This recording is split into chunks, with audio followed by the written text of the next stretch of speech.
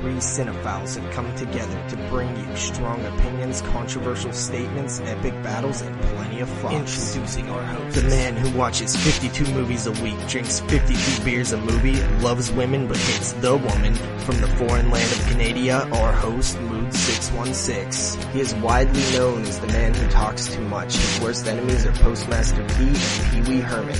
He said Hellraiser was overrated and Leprechaun Origins wouldn't suck. He's the full-blooded half-Mexican, JP. Finally, we have the man who doesn't talk enough. He is best friends with Sean S. Cunningham. His favorite horror movie is Gummo. He is your favorite Jew and mine, Jeremy. Together they are known for extending a helping hand to vampircons everywhere. They are the 22 shots of Moodz and horror.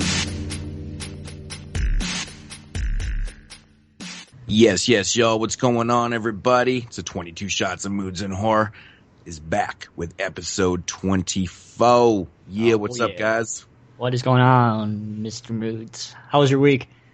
My week was filled with, let me see what the right word is here. I don't know. I can't quite remember. Strippers and combos? Strippers and combos is a good indication of how my week went. Yeah, combos. And beer. Oh, man. So much drinking in Vegas, so much partying, so many titties. It was really, really busy. Like, we were actually going nonstop for basically 6 days. There was nights where I got back to the hotel room at 7:30, was up at 10:30, 11, and repeated. So I had a good week. How hungover did you get? I never really felt too bad until the Thursday, the night before I went home. I took it easy on that Thursday night. Ate some combos, watched a flick, and basically went to bed because I had to be up early to catch a flight. And I knew I had like a 9-hour layover in Calgary, so I was like, I don't want to sit in the airport. 9 hours? What the fuck did you do for 9 hours? Watch movies and ate combos. No, I actually went to Chili's and watched the movies. Just kill time, man. Listen to tunes. It was just the worst connection time ever. So it's long, 9 hours. So there was no way I was going to sit in the airport hungover. So I took it easy on the Thursday. So, how about you guys? How was your week? Good, Jeremy. Oh, pretty good. Typical school stuff, you know. Same old. Well, it was the first week of, classes, right? Well, second week. This is the third week, so. Oh, yeah, second week. You're right. Yeah. Cool. How are they going? It's going all right. Just finally getting grades back from every professor so you could, see how they grade. I already have one professor that gave me my first bad grade ever in college, and it depressed me as shit the entire day today, but, now I know. What was it, a paper? Yeah, but it's only worth 3%, but it's still like. So what is a bad grade to you, like a B+? No, I got a C- on it. Holy shit. I know. That is a bad grade. Wow. That's not that bad. JP just doesn't know. JP's like, that's a fucking pass. Come on. Not really. You have to get a C to pass. C- don't pass. Yeah. But yeah, I've never gotten a C in my life, so not in college. So I'm just now I know that professor is a hard ass. I just have to. I had the odd bad paper and stuff, but I don't ever remember failing a paper or anything like that. So maybe C's or something, but like I said, it's not like very far between. It's not a major paper. It's only like a small. It was only like a small page and a half. Paper that you have to write 10 of throughout the whole semester. So what did you write? It was about block booking, which was the studio's back from, this is where I fucked up. I thought it only happened from after World War II until this case that happened between Paramount and the Supreme Court, but it obviously has been going on since film was created, and block booking is where the studios would go to different theaters and would offer them a large block of their movies, a few huge movies and a few little movies, and that would result in the big movies carrying the little movies.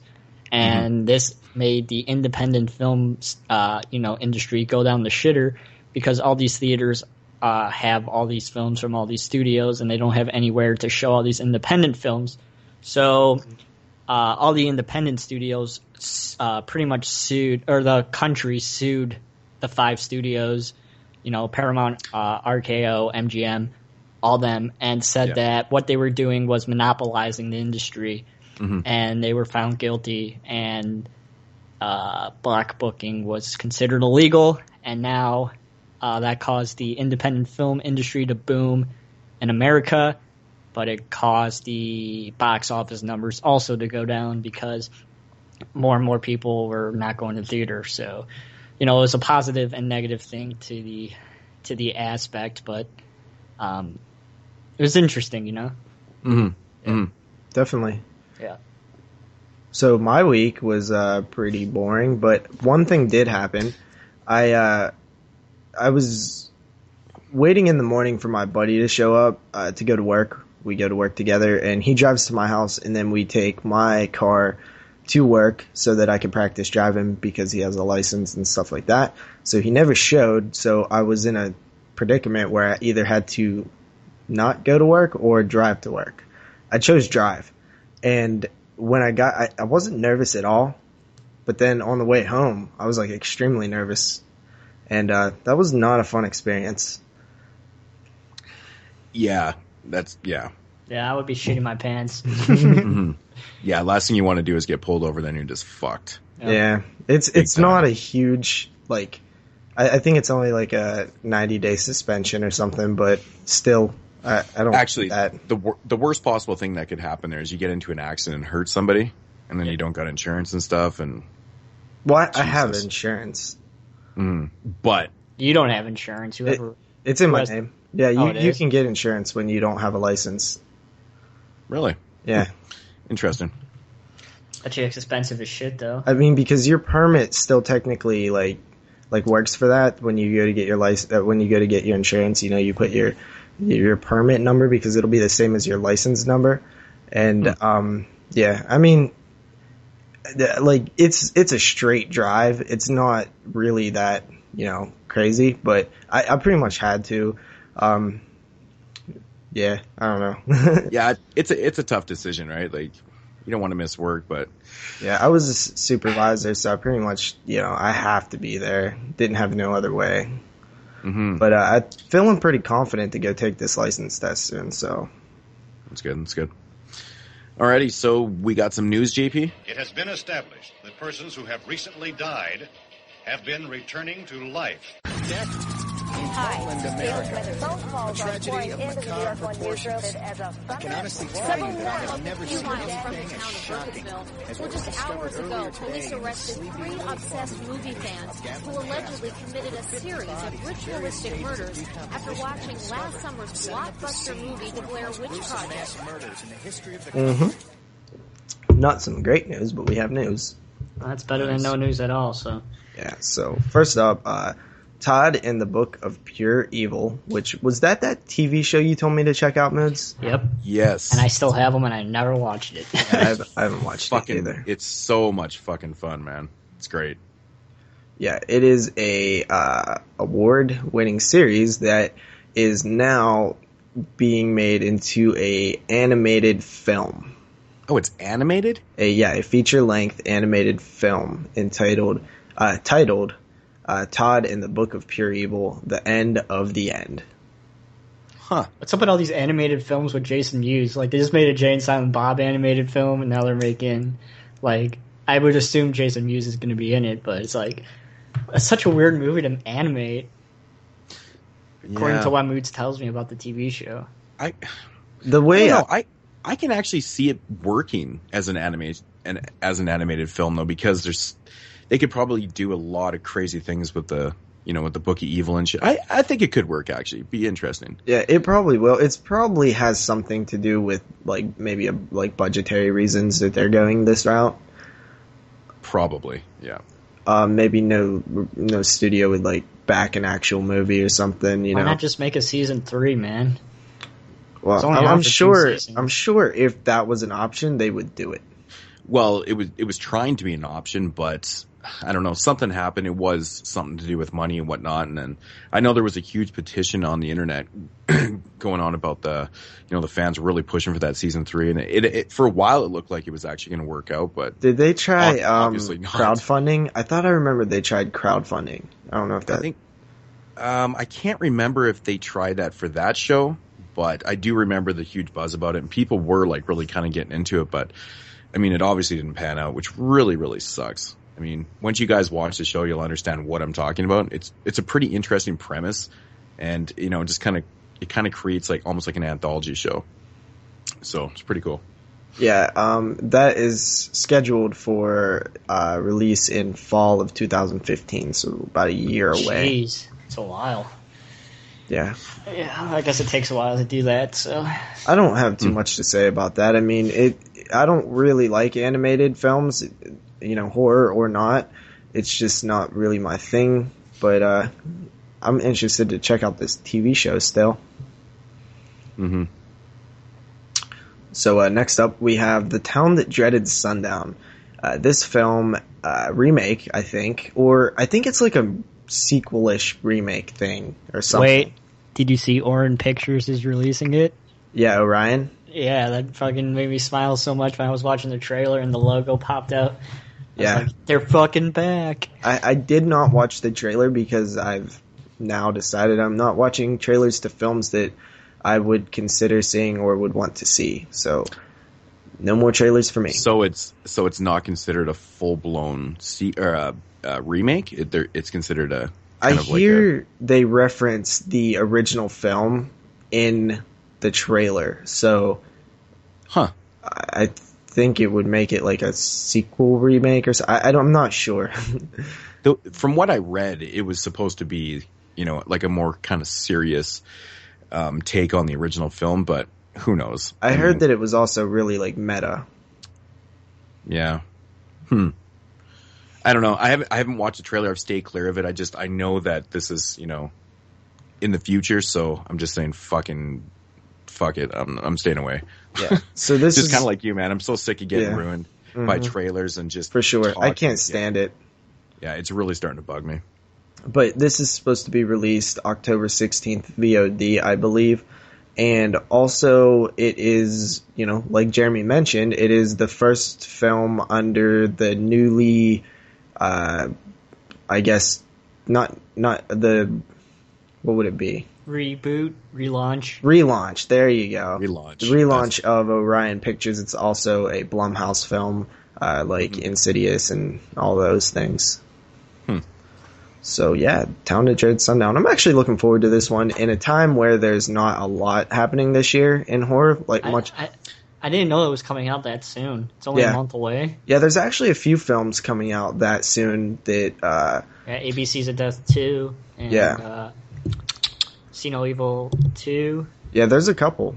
So yeah. When is VHS coming out? That's VHS. I think in October also or November somewhere. Yeah, this year has a lot of sequels, man. A lot of part 2s, a lot of part 3s. Yeah, last year did too, though. Yeah.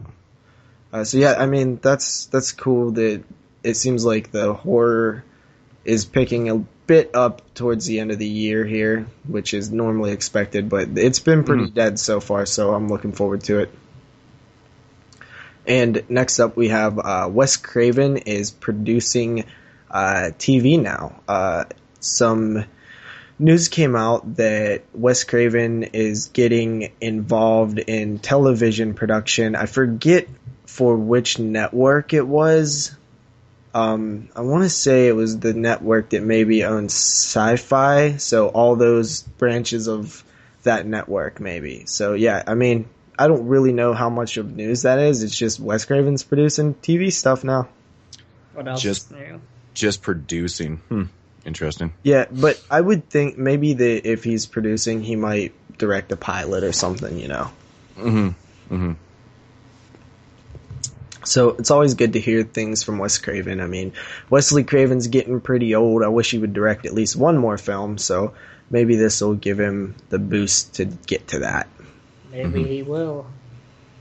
Yeah. After that, we have another Stephen King TV series is coming to pilot form. This is going to be called The Things They Left Behind. This is going to be a 1 hour pilot. It follows one of his short stories, I believe. I think it's with the same name. Yeah, it has to be. It sounds so familiar. I have so many of his anthology type books that I can't remember all the titles, but that does ring a bell.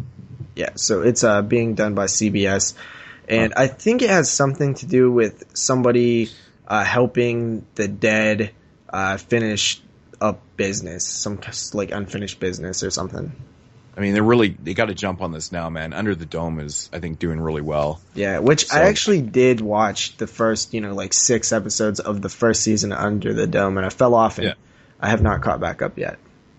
Yeah, I opted out of not watching it because I bought the book when it first came out, and I still have not read it, and that book is massive.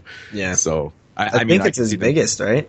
Yeah, it's huge. It's just that book is large as hell, man. Yeah, so I really just wanted to kind of dedicate a certain amount of time to reading it. But holy shit, the fucking TV show came out, and I was like, come on. But yeah, I can see them jumping on that. I mean, his miniseries. I mean, in my opinion, some have been hits and some have been misses. So you never know what you're really going to get, right? Yeah, of course. But I've always thought that there's so much of his material that needs to be adapted still that, another one down. There's so many short stories that need to be adapted into movies that he's done. Somebody should just... that John F. Kennedy one that he just wrote. Oh, man. Like that time-traveling one. I want to see that in the movie. There's a few short stories and I think Everything is Eventual... short story novel that he put out a few years back that really, really need to be adapted. Like, there's some fucking good ones in there. Just, I think they need to start tackling this. Somebody should start a, anthology series that just adapts, 3 of his stories at a time and just keep making sequels to it. Yeah, kind of like a Tales from the Crypt type deal, but Stephen King's short stories adapted into, kind of hour movies. That'd be fucking cool because he's got so many. I mean, you could do seasons of this. It'd be awesome. Yeah. So next up, we have more Stephen King news. This is the long-lasting project remake of The Stand. This is, I believe, we've talked about this since the dawn of our show. It's still being talked about. So they finally finished the script, and the person who's writing the script said that Stephen King absolutely loved it and he gave it a big approval. So they are moving forward. They're starting prep now and won't probably start filming for another 6 to 8 months. And then the release date is in 2020. Coming in 2017. Yeah, really. You have finally been waiting for The Stand. We're just kidding. It's coming out in 2020. It is going to be a single movie, not a miniseries, and it is going to be around 3+ hours. So that is probably the way to do it. And I actually would agree that I think that this could actually use a remake. I have seen the original Stand, and I think it's a tad bit dated, and I think there's a lot more you can expand on because it seems like everything's so grand. Too grand for a TV miniseries, but it's still a really good watch. Yeah, it's definitely dated. It needs an upgrade for sure. You looked so serious when you said that. I was just thinking because, to be honest, like the miniseries is okay compared to the book. The book is so much better than the miniseries. But for a TV miniseries, it was pretty cool. It was back when TV miniseries or TV movies were like events. And that is still, I think, the highest watched miniseries of all time or highest something of all time. That's interesting. But yeah, I'm actually really looking forward to this new version of The Stand. I think it's going to be interesting. Yeah, I believe I read that Matthew McConaughey is attached to star. Really? That's kind of weird. I can't see him. He's kind of a big star now. That's a big movie, dude. He's an Oscar winner, though. I can't see him being in a Stephen King, There have been big Stephen King movies, dude. Like what? The Mist, Shawshank, this Stand By Me. Yeah, yeah. Look Green Mile. Look at Misery. Kathy Bates, she's an Academy Award winner. Misery. James Caan, good actor. I got you one for that fucking movie. We have Kathy Bates later. Yeah. So next up is True North trilogy. Kevin Smith on a panel announced that he is going to be doing a trilogy of films, which he is calling the True North trilogy. The first film in that trilogy is Tusk. And obviously, wasn't he not supposed to make any films? And now I think he has 5 films on tap. Like 5 films that he has like scheduled. So yeah, Kevin Smith isn't going anywhere. Basically, these are obviously going to be in a Canadian setting, True North. Tusk is the first one, which that's the other film that's coming out soon.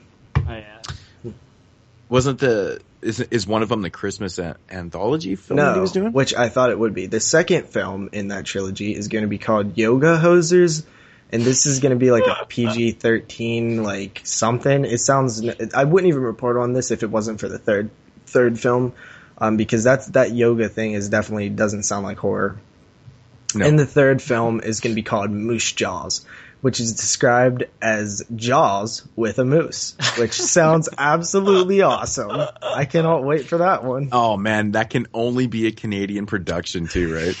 Dude, it sounds like some kind of exploitation, like fucking. I don't know, man. It sounds cool to me, dude. I'd laugh when I read that. It's like Moose Jaws, and you're like, what could like? I'm thinking that it could mean something else, and then I read like Jaws with a moose. It's like it's exactly what it's describing. And he's gonna film that in Moose Jaw, the city Moose Jaw. Oh yeah, of course, right? Yeah. So Kevin Smith, and then after that, he has his Krampus film. The Anti-Claus, and after that, he still wants to make Clerks 3. So he has lots of things on slate. Yeah, it seems like Clerks 3 is now on the back burner, though. It's kind of unfortunate. Yeah, he said that, he actually did say that was, after all the shit that he's doing right now. So he'll probably close his career with that one.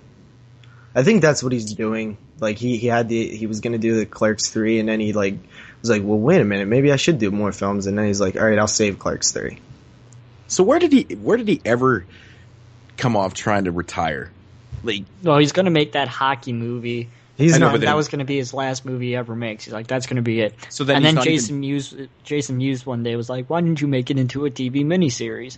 So he's like, oh, that's a good fucking idea. And that was the rumor going around that he was going to make this into a TV miniseries. And now he's making all these movies. And it's like, I thought you were only going to make one more movie. Yeah, just like Rob Zombie wants to make that hockey movie. Yeah. Yeah. What's with the hockey movies, man? Come on. Yeah, no. Because hockey's fucking awesome. So, the next up is some more remake news. So, Simon Barrett and Adam Wingard is nearing a deal to write an English language remake of the film I Saw the Devil. Come on. For Snoot Entertainment. Oh, you know what happened last time? Old Boy, and look how good that turned out. Yeah. I mean, isn't it weird that these guys are doing that, though? I don't give a shit who's doing it. It's still a bad idea. It's just subtitles, people. Just read them. It's not hard. Well, we talked about that early on in our series, and I disagree with the do not remake foreign language films. So I'm not going to go down that route again, but I don't think that, I don't see why you would, why these guys are doing it though. But do you think do you think I Saw the Devil needs a remake? First of all, I've never seen the I Saw the Devil film, but I do know, and I've said this before, that people do not like watching foreign films if they're subtitled. Regular, average people. Lazy.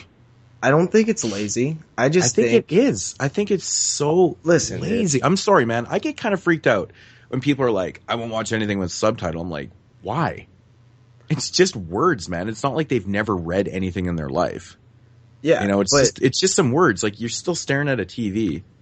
Yeah. I mean, is it the foreign people that they're freaked out about? I don't know. Yeah, for example, I have a good friend. He's not a big film fan. Mm-hmm. And if I came to him and was like, hey, dog, watch this movie, it's subtitled, he'd be like, what? It just has a negative vibe to it. He's not lazy. He's a very intelligent person. That it's fun. It's just somebody who's not into film just don't understand it. So they immediately dismiss it. But I know people that are really, really into films, especially horror films, that will not watch subtitled horror films. That's lazy. It is fucked to me, and this is what I was referring to before. There's so much out there. It's like I'm not talking about general people. Like, you know, if my sister was like, I don't want to watch that because, you know, subtitle, I'd be like, whatever, because, you know, she likes Dan in real life. Fuck. But that's an inside joke. But yeah, I was talking about, like, you know, the hardcore fans, or the people that claim to be hardcore fans, but they won't go outside of North America. It's yeah, like, I how agree fucking about hardcore that. are you?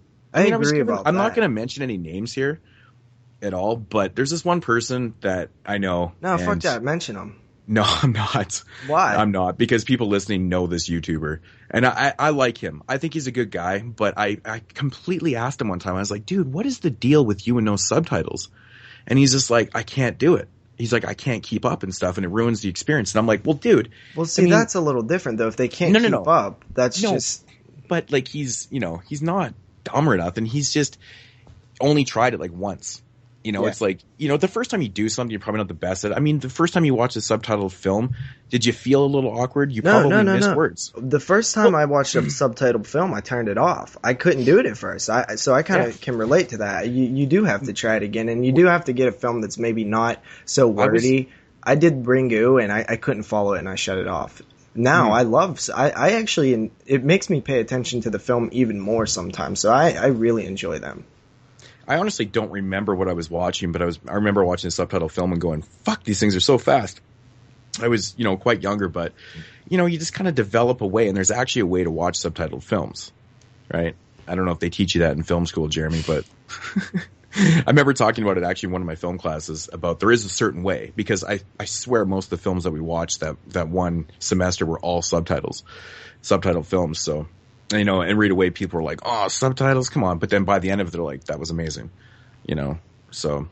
Yeah, like last night I watched a film with my cousin, and her mom, who's much older, you know, can watch subtitled films, but she absolutely cannot. She just doesn't even want to give it a shot, really. She's like, just doesn't get the idea of, like, why would I watch a film that I have to read? It's just a disconnect with people who are not into film. So I can kind of, like, that's my argument, is, like, I think, like, if you, like, look at Let the Right One In, for example. Like, Let Me In did really, really well here, and it probably helped, you know, whoever directed Let the Right One In's career go a little bit further, a little bit faster, and it probably got a handful of people to actually check out Let the Right One In after watching Let Me In. So I'm kind of all for that, and I don't think it really does any harm in remaking a foreign film. I'm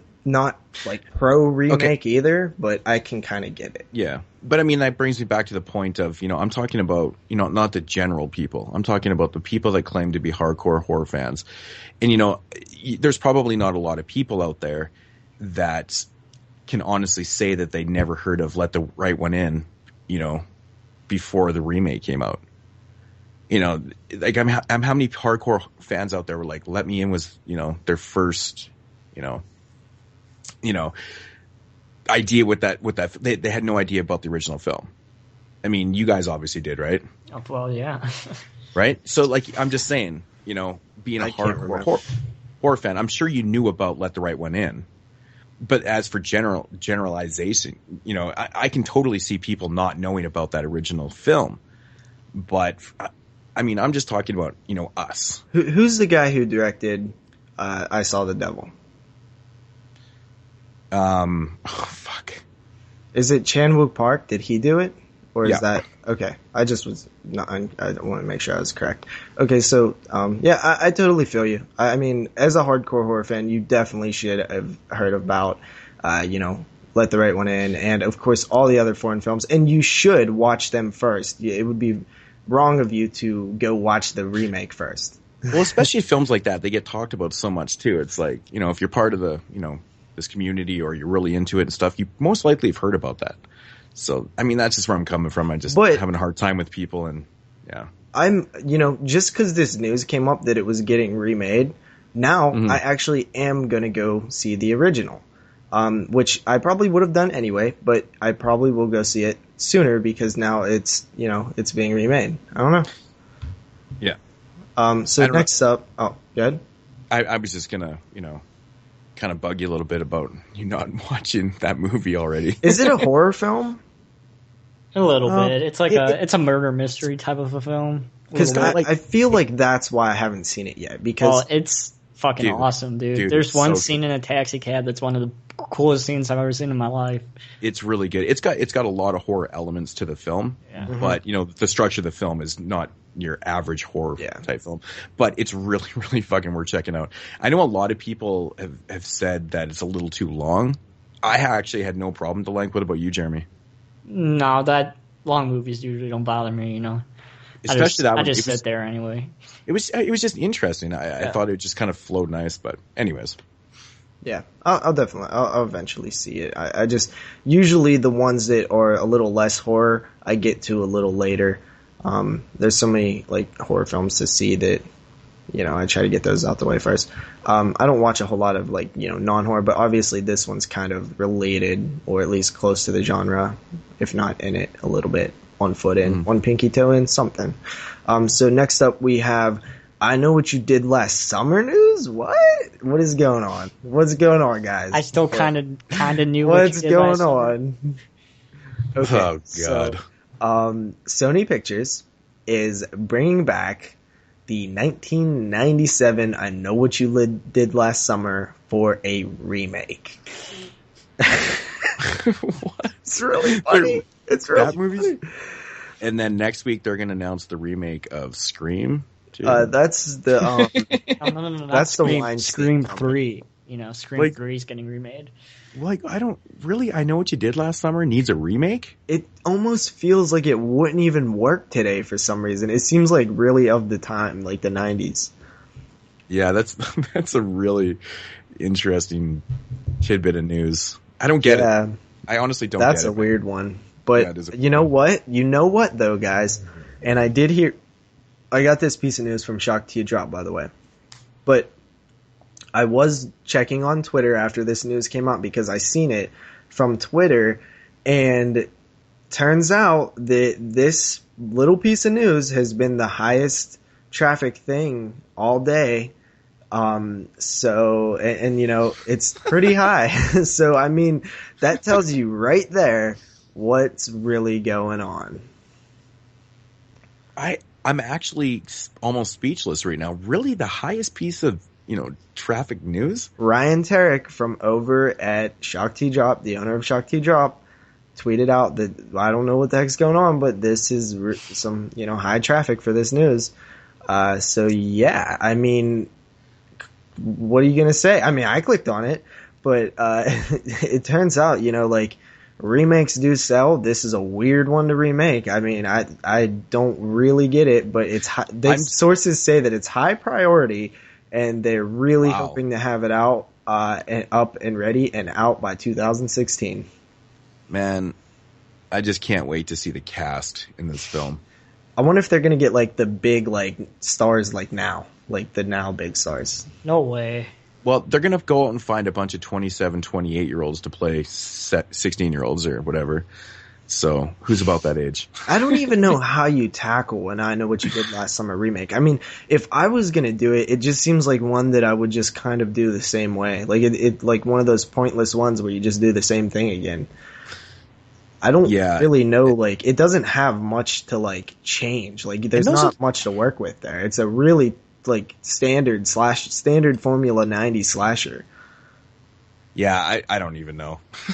I mean, even the killer and the backstory is not that interesting, so you can't even really flesh that out much more. Mm-hmm. Yeah, I don't have a clue what they're going to do with it. I can't wait to see the cast, though. I'm curious. I can't wait to just laugh at this. This is such a silly idea, but I will say I actually don't mind the original I Know What You Did Last Summer, even as cliche as it is. Yeah, you know my thoughts on that film. No, I don't actually. I'm not a big fan. Yeah, I mean, most people aren't. It really is kind of. It's almost like a kind of an embarrassing film. If you actually watch it and try to analyze it, it's pretty embarrassing. It's really oh man, I can't believe they made this choice. They're oh my god, it's kind of painful to watch, but I like it. I grew up, I was 7. Jeremy, do you like this film? Do you like that film? Hell no. I always make fun of it, you know? I kind of want to know what you did last summer is going to be the fourth film, you know? I can already see the comments on this video. I'm going to get blasted again. Because every time I hate on I Know What You Did Last Summer, say in one of my videos or something, I get shit on. Really? There's fans a lot of this movie? Fuck, man. Seriously. I thought I was the I wish I only could one. find the comments. I've had people going like, what do you mean you don't like the I Know What You Did Last Summer? Probably why like, they're remaking it. It is a bad movie, guys. it is really it's fucking not good. It's not good. I like it. I understand the appeal to some people. It's a guilty pleasure. Yeah, man, Jesus. Ugh. Anyways. Yes. So after that, that's kind of like the last bit of like regular news. We got a couple DVD announcements. First up is Wrong Turn 6 Last Resort, which is hitting DVD and Blu-ray October 21st. So is it actually going to be the last resort, though? I was... Oh. There's no way. I didn't really even understand the double meaning. I just like thought it was like a resort, like a place like that you stay or whatever. Why? I mean, I just kind of assumed last being the last one in the franchise, but Last Resort. Oh, it's definitely not the last one, and nor do I want it to be the last one, because they're still numbering them, dude. That's got to be some kind of like impressive feat, because normally by now they stop numbering them because they're embarrassed how many they made, and they start giving them stupid taglines like aren't all the saws numbered? No, they didn't number the last one. So okay, what, 7? Yeah, the last Saw was called the Final Saw, wasn't it? The final chapter. Like but then I think it was Saw 3D or something. I actually saw it in 3D and it was fucking terrible. Yeah, but so I want I even have the Wrong Turns forever. I even still have the glasses that said I saw it in 3D first because I saw it at like 12 o'clock, so they had like special glasses. No, they didn't. You kept those? Well, they're cool. The collector items, keep those, man. It says I saw it. I saw it before anybody else. That's really funny. It's clever. It's clever. But honestly, I like the Wrong Turn franchise. I like them because it's like some are good, some are bad, but you still look forward to the new one every time. It's like, even if the last one was bad, you're like, well, it got to be better than part 3, so you look forward to it. It's the thing, like I like 3 of the 5 films actually quite a bit. And I mean, this new one I'm looking forward to seeing, but I like part 5. I actually honestly did. I thought it was fun. 5. I thought it was fun, man. I like part 4. Maybe this means it's time to do our Wrong Turn show, but that I've been pitching since episode 3 of season 1. Yeah. So yeah, Wrong Turn 6, pretty cool. I'll check it out eventually. Sharknado 2, the second one, is hitting Shore. Hitting Shore. I actually didn't come up with that. That was part of the news article, but I didn't. I thought it said stores when I copied it down, but Hitting Shore, as never before aired extended version on Blu-ray, DVD, and digital HD October 7th. So October's becoming a pretty packed month with new releases. Well, I mean, it makes sense, Halloween and stuff. Me and Jeremy were having a good laugh about that the other night. He's like, check this out, Sharknado 2. What the fuck, the extended cut? Yeah, we were like, there's so many weird movies on Amazon, it's not even funny. Me and Moodz were just like going down the list. I was with y'all for a little bit then. Fuck, man. Some of those covers films were literally like the worst thing. I can make a better cover. Oh, I don't even get it anymore. It's just so bad. But yeah, the extended cut, I'm looking forward to that. I mean, I never seen the TV cut, so. Yep, and that wraps up the news. That's it for the news, eh? All right, so getting into another segment of Mood Swings. What do we got up first here? We're going to do DVDs. The DVD street dates. I got to come up with a name for this. You guys have any ideas? Throw me a bone. I'll think of something.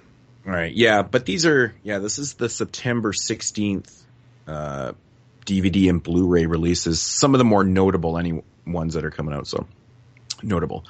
I don't know if this was ever on Blu-ray before, but Dreamcatcher's coming out on Blu-ray. Was it on Blu-ray before? I don't think it was, actually. It's just surprising to me that was never on Blu-ray. I don't know why I'm so surprised by this, but yeah, I'm surprised by that. It is kind of surprising. Then we got The Battery, which I'm really, really looking forward to checking out.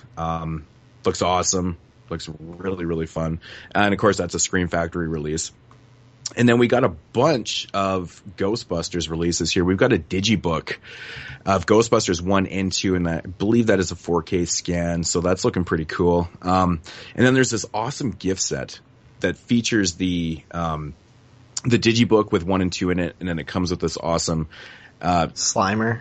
Yeah, it's like a Slimer on the Stay Puft Man. He's kind of, wrapped all around him and stuff. Pretty cool, but the price, man, it's like $90 or some shit. $90. Yeah, I'm not. Amazon. Whew, Can I say something real quick? I'm not overly like a huge fan of Ghostbusters. Oh God, I love Ghostbusters. That's funny. $90 for a set. That's worse than paying $14 for a 12 case of Surge on Amazon. It's like, what the hell? Yeah, I couldn't believe the price on this, man. I just didn't. It made no sense to me. I just don't get it. But I don't know. People will pay for it because it'll be out of print soon. And then you can also just pick up, I believe, Ghostbusters 1, just separate Emery case Blu-ray, and Ghostbusters 2, which is finally getting a release by itself. Now I want to bring up something that we were talking about also on Amazon about the Necromaniac Blu-ray. That is romantic. Sorry. Don't be sorry.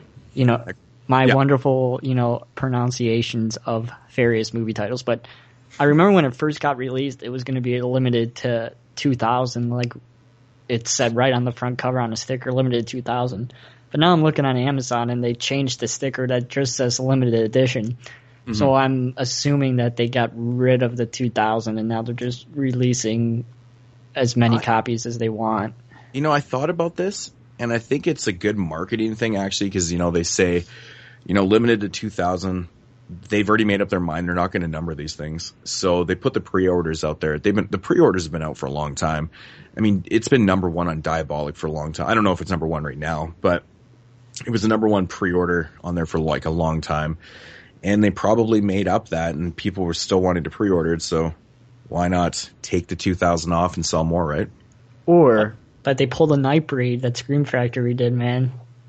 Exactly the same thing. Yeah, they upped that limited edition too, but yeah, I didn't like that. That's the one thing I didn't like about that. But or they just what they did was they probably saw that this is getting a lot of coverage between the horror sites and Facebook and everybody sharing it. Like maybe they initially thought that they could only sell maybe a little over 2,000 copies or something, and now they realize we could sell a hell of a lot more. Let's take this limited edition and make it a full release.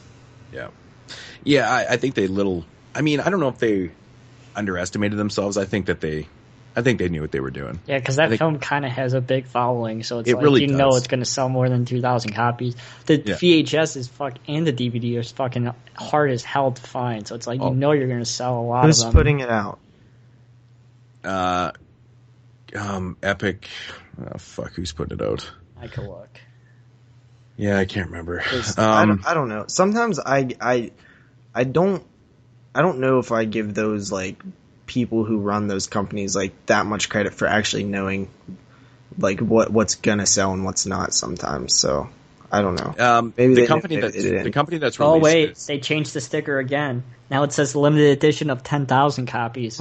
See, yeah, they did literally just pull. So it was more like what I was saying then, where they realized oh crap, this really is selling. So they hired the restriction. That's three times they changed the sticker on the front cover. It's the same company that put out Deathbed on Blu-ray too. I can't remember the name of the fucking company. It's driving me nuts. But anyways, I'll move on. Epics. It is called Epics. Okay, I just didn't want to say that. I thought I was wrong. So Congo is getting a Blu-ray release. Is that a horror film? I mean, it's gorillas in the jungle. Killer beast. Yeah, I guess it can be considered a horror film. I haven't watched Congo in so long, but I guess it didn't have a Blu-ray release before. And then we got season 1 of Sleepy Hollow on DVD and Blu-ray. I've yet to check this out. Have you guys checked this out? Nope. No episodes? Yeah, I actually haven't really heard anybody talk about it at all, so it must not be that great. Then we got Criterion's release of Eraserhead on DVD and Blu-ray. Yeah. Super fucking excited for this. When Criterion announced that they were releasing Eraserhead, I was sprung, man. I ain't gonna lie. It's crazy. So I'm really looking forward to that. Then The Dead 2 is coming out. It is. DVD and Blu-ray coming out this Tuesday. I was really, really stoked, but I accidentally watched, I don't know whose update I was watching, but they said it was crap. Yeah, I've been hearing that too. I'm actually not even looking forward to it now because I was really high on the Dead 1. It was, it's in my opinion, it's one of the greatest zombie films of this era. So it is definitely one of the better ones. Yeah.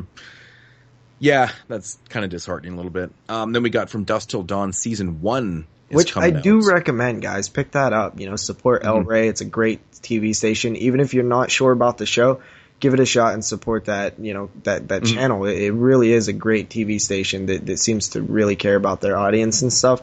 And to be honest, that show should have failed on all levels. And from what I've seen about the first couple episodes, I really enjoyed it. I know Rich from The Devil's Eyes is a huge fan of it, and I hear it gets batshit crazy as it goes on. So give that a shot. I will be picking it up. Man, I cannot believe how many fucking horror-related shows that are coming out. Mm-hmm. It's like insane how many shows. I got so much catching up to do. Then we got another film called Disaster LA. Last Zombie, something, blah, blah, blah. That sounds like shit already. It looks like shit, too. It does. It really does. Then moving on to a film called Hazmat. Now, this one kind of, I don't know, the cover to me, it looks like shit, too, because that cover, that dude in the hazmat suit, I swear to God, it's like the most popular cover to make something like that. I've seen like 3 of those at Walmart in the past month. I actually took a picture of it and shared it on our group page. There's 2 films with orange lettering, like Halloween themed orange lettering with those hazmat suits. I'm like, what the hell? And like Toxic and something else. Yeah, exactly. Yeah. And it just annoys me because I'm like, I'm not buying fucking either one of these now. I was going to buy one of them, but now I'm not.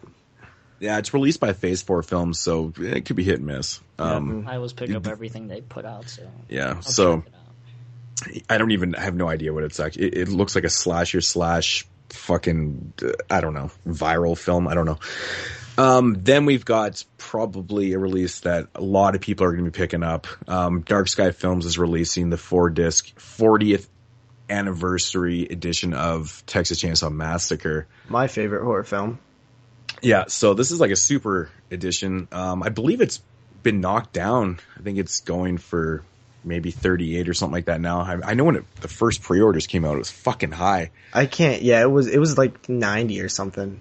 Yeah, I can't get it now. I'll get it somewhere down the line, but I'm not gonna grab it now. I have seen the print. Mm-hmm. It's fucking awesome. Well, the last Blu-ray that Dark Sky Films put out looked fucking phenomenal. I saw it at the drive-in, and it looked fucking amazing. I think everyone's going to be happy with it. If this is this is an upgrade from their other Blu-ray, holy fuck. Crazy. Mm-hmm. And for the people that can't afford the 4-disc or just don't want to, throw away that much money, you can get the single-disc one too, which I really don't like the cover art on that one, to be honest. I'm not gonna lie. I like them both, actually. Yeah, I don't know, something about that. Isn't there like a bigger edition too that is like a car or something? Oh yeah, the rig edition I think is roughly going over 100. Last time I seen it was like 100 and something bucks or whatever, but that's an insane edition. Yeah, I'm not grabbing that. That's for sure. What, does this come in the bus and it holds all the other DVDs? To me, honestly, those sets never really like interest me that much. Like the ones that are like shaped like something or that like fold out like an alien head or something. Like it just looks like it takes up way too much space for my small ass room. So I'm just like, yeah, I'll just stick with the simple edition. Man, I can't lie how many times I was actually going to buy the Chainsaw edition from Germany. Yeah. I was going to buy that so many times, and every time I'm like, man, that thing's going to get fucking damaged on the way over here, but I never did buy it. So next up we got, finally getting released on Blu-ray, the 30th anniversary of Silent Night, Deadly Night. Which some people already got their copies. Yeah, some people already have them. Yeah, some people are posting on the podcast. You picking this up, Moodz? You know what? I am going to grab it because it's cheap. It's actually really cheap on Blu-ray. And I was like, okay, why not? I think it's only like $15 or something like that. And I was like, whatever, man. I'm curious to see the print. I'll sit on it till Christmas. I'll grab it around there. I'm not a huge rebuyer, but I do really love that film. Well, I was joking about this with Jeremy, actually. I was when it first got announced, I'm like, really? I need another edition of Silent Night, Deadly Night? Like, how many do I fucking need? You know what's cool, though, man? Fuck. Like, 2 years ago, you couldn't even get it. Like, at all. know. It was out of print as hell. So it's cool now that there's, like, multiple ways to get it. Mm-hmm. Next up, we got a Blu-ray release for Juan of the Dead. Fucking funny-ass film, man. Yeah. And All Hallows Eve, which you all should pick up. That was last week. No. You're right. No, wait. No, Hallows Eve. Hallows Eve's a different one, yeah. All Hallows Eve. No. And All Hallows Eve came out last week. Yeah, that was in the double pack with Mischief Night. That's right. We talked. But Hallows Eve comes out this week. Yeah. That's so fucking So then we got. confusing. Then we got. I know. Fuck. I don't know why they do that. Multiple films with like very similar names. They try to the same year. confuse people, man. Yeah. And then we got Hannibal Season 2, which I've heard really, really good things about Season Zach 1. is a big fan. Yep. So, and Season 1 you can pick up on DVD for really cheap. Like, it's like 10 or 12 bucks. It's like super cheap. But yeah, Hannibal. And then we got Godzilla. Godzilla's coming out this fucking Tuesday. Who's excited? Not me, because it fucking sucks. Yeah, I haven't seen it, but this movie I've heard does so many it different really opinions. suck though? I just can't almost JP, see like how it will suck. Like it's you real big. You can't see Godzilla at all. He's like Leprechaun Origins. That's how bad it is. Not like bad, but it's like you can't even see him. He's in the background like always, and it's like he's dark. And he doesn't show up until honestly, halfway. like all those negatives don't sound like super negative to me if done right. But it's not good. I didn't like it. I saw it on IMAX, and I didn't like it. See, my problem is with them not showing Godzilla too much in the film, or not showing him at all, is that if you watch the older Godzilla films, there's nothing but Godzilla in the films. It's like some dude bouncing around in a suit. I don't know. The first one, they really kind of kept him hidden a lot. But you still see him. He's still there, right? Yeah. I mean, I've heard in this one you barely even see him at all, which is kind of I'm like depressing. thinking like Cloverfield-ish type stuff here, like because they didn't really show that monster that much. I thought it was effective.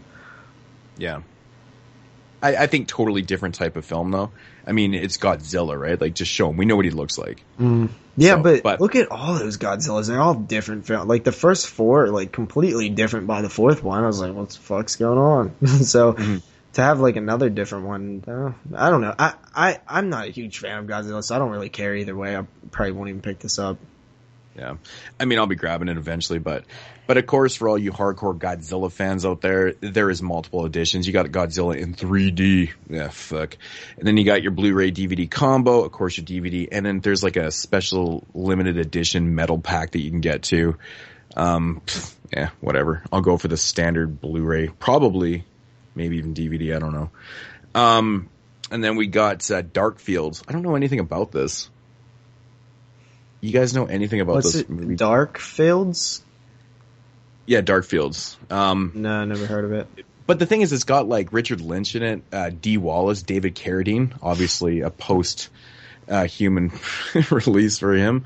But yeah, it's got, a few people. I haven't heard anything about that movie, so thought it was interesting. Then we've got Hallows Eve, which I have heard not. Is Daniel Harris in that? Yep. Yes, I have heard not good things about it, but it's a Halloween themed movie, I assume. If it's $1.50, I'll pick it up.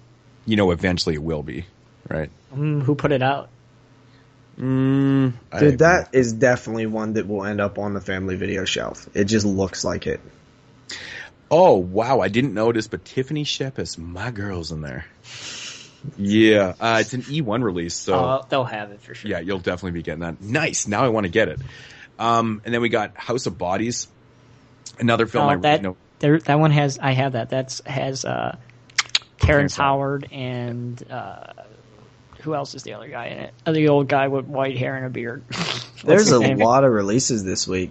Yeah, I know. It's crazy. I had that movie on DVD. That one's put out by E1 too, I think. Yeah. I do have a couple more here. There's another film called Asylum of the Dead. I don't know if that it probably looks found footage. It probably intrigues Jeremy because it actually takes place in an asylum, hospital type deal. So, yeah, found footage type asylum film. It's probably looks one of the terrible. But it looks awful. Yeah. I just picked this one up called It's like House of the Dust or something like that. Oh, dude, I seems saw that fucking the other terrible. day. I saw that the other day at the HMV, and I was laughing at the cover, and then I shit you not, I went home and you posted a picture of it. I fucking laughed even harder. I picked up a family video and I turned it over and it said the first word is in an asylum. So I just bought it. I didn't even read the rest of the fucking the synopsis until I got to the bottom and it says, and the evil force possesses them. And I was like, oh fuck, I bought a possession film. Now I'm all mad at myself. And then actually this one right here looks pretty damn cool in my opinion. It's called Evil Feed. I mean, at least the cover art looked fucking cool. I'm assuming it's some type of demon film, which I love demon films. And then we've got a film called House of the Witch Doctor, which sounds intriguing. Witches in a house. Again, so. But that is going to do it for the releases that I know about this week. Yeah, you guys there's have any others? a few. There's one called Arrow. I'm not sure how horror that is. There's also one, Grimm. The season 3 is coming out. Proof of the Devil, which I don't know what that is. And did you say Saving Grace? I did not say Saving Grace, Okay, actually, but I so- actually had it written down and I totally missed Is it. Evil Feed that one where they box and if they lose, they get taken into Chinese takeout food? I really hope it is, because that sounds That fucking does sound amazing. pretty cool. Here, I'll read. Wait, let me read you what it says because I remember. It's a brand new film. Yeah, it Like, says here. It says, the Long Pig, an exclusive underground restaurant that caters only to the most adventurous of eaters while providing top-flight entertainment and the most exotic of meats. Each evening is accompanied by furious cage fights to the death to ensure only the freshest of ingredients. 2 men enter, 1 course leaves. well, it makes sense. Evil Feed, right? Yeah, that sounds. maybe. Yep. I gotta grab that shit, man. And the last release that I seen was Anchor Bay's putting out a 4-pack, a vampire 4-pack with the Embrace the Vampire, Let Me In, The Thirst, and Slayer. Yeah, there's a lot of those 4-packs dropping these days. Mm-hmm. Yep. Like almost every week, there's like a couple new ones and stuff. So yeah, I don't see. There's nothing interesting in that. To me, the only time a 4-pack is interesting is if it has a film that you can't get anywhere otherwise, like Psycho, Bates Motel 1. So that's generally exactly why I buy those things too. Mhm. I'm like Jeremy. I'm not a big fan of This those one multiple does packs. They're say it's fucking 4 annoying. discs though. Well, that's all right that's, then. That's interesting. And I actually All don't right. own any of those films, so shit, maybe I will grab it. Well, you were talking about saving your ass some room too. Yeah, so. yeah. That is absolutely true, because I used to despise when they would stick, 4 films in one case, but I'm starting to enjoy it now, especially like my Final Destination Nation set that has the 4 films all on separate discs, but it's one case. I can deal with that, man. That's not bad. It's not bad. So yeah, that's all the ones that I know. Better than about. Mill Creek putting all 9 Puppet Master films on one disc. Fucking incredible, man. It It's is. like actually incredible. It's like a Ah, magic shit. trick. Like how compressed could we get these to fit it on this? They're spending like $50 Fucking- million like scientifically figuring out how to like compress files like into each other like. That fucking David Blaine's working over at Mill Creek for him and Yeah, shit. yeah. He's like, pow, nine films on one disc. They're like, if we spend $50 million on figuring this out, then we'll save $49 million later or something. So yeah, that's it. Yeah, that's all I got for the releases too. A lot of fucking potential money being spent this week. Shit. There's actually quite a few of those I want to pick up. So, all right. So now we're going to get into a discussion about these awesome subscription boxes that everybody seems to be making videos about. JP, you want to tell us about these? Well, yeah. So subscription boxes are essentially you pay a monthly fee, just like any subscription, and you get sent a random box of horror type goodies. And the subscription can vary between the companies that you go through. I know of 2. There is the Box of Dread put out by DreadCentral.com and the Horror Block, which is, I believe, a expansion of the Nerd Block, which I'm not familiar with the company, but yeah, so these things are kind of new, this is like a new thing that's going on. They seem to be taking off a bit. I personally have tried it once with Dread Central's Box of Dread, and I got a Puppet Master, or a Full Moon themed box. That's why I got it. And it came with one DVD, I believe it was Doll Graveyard, a poster, a deck of cards, something else, some stickers. And honestly, I gotta say, I kind of almost don't like these things. And it's not because they're a bad idea. They just give out shit that I don't want. So what do you guys think of them? I don't know, man. I'm a little torn because I like what is the one that has the Rue Morgue magazine in it? I actually haven't tried that one yet. That's the horror block. But I think that one is pretty cool looking. Okay. For me, it would be a waste of money because I already have a subscription to Rue Morgue, so right there, it's not really worth it. But I've been watching people unbox these things, and they're getting quite different monthly. I believe You and Your Horror Movies, also known as Matt, I think he just did a video a couple weeks ago or whatever on one, and I was like blown away by it. There was lots of good shit in there.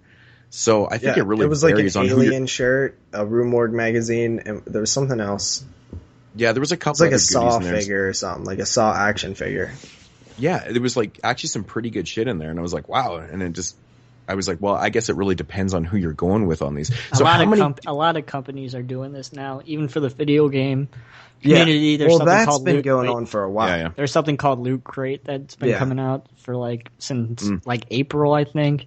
Yeah. And every month they just put a whole bunch. They have a theme, and every month they just put a whole bunch of random shit in the box. I remember hearing about like an art supply one like 2 years ago from an artist, and I know that they do like the 420 box and the the ganja box. There's a bunch of these different ones, but now they're starting to like leak through into the horror world, and I'm getting really excited. But at the same time, I get my box of Dread, and I got a deck of playing cards and like shit that I don't want. I don't like collectibles and stuff like that. I've never got into them, and they just take up space to me. So please, somebody out there, make a box that only has like Rue Morgue magazines or Horror Hound or Fangoria or whatever, shirts and stuff like that, and DVDs. And that will be a fucking awesome box. And I know that it's possible to do the DVD thing. If you made a box only with random DVDs, it's possible. Say you charge $30 a month for it, you put in, $24 worth of stuff. Sometimes you get a good box. Maybe there's a badass like Scream Factory and like a DVD or something. Sometimes you only get, like two $5 DVDs.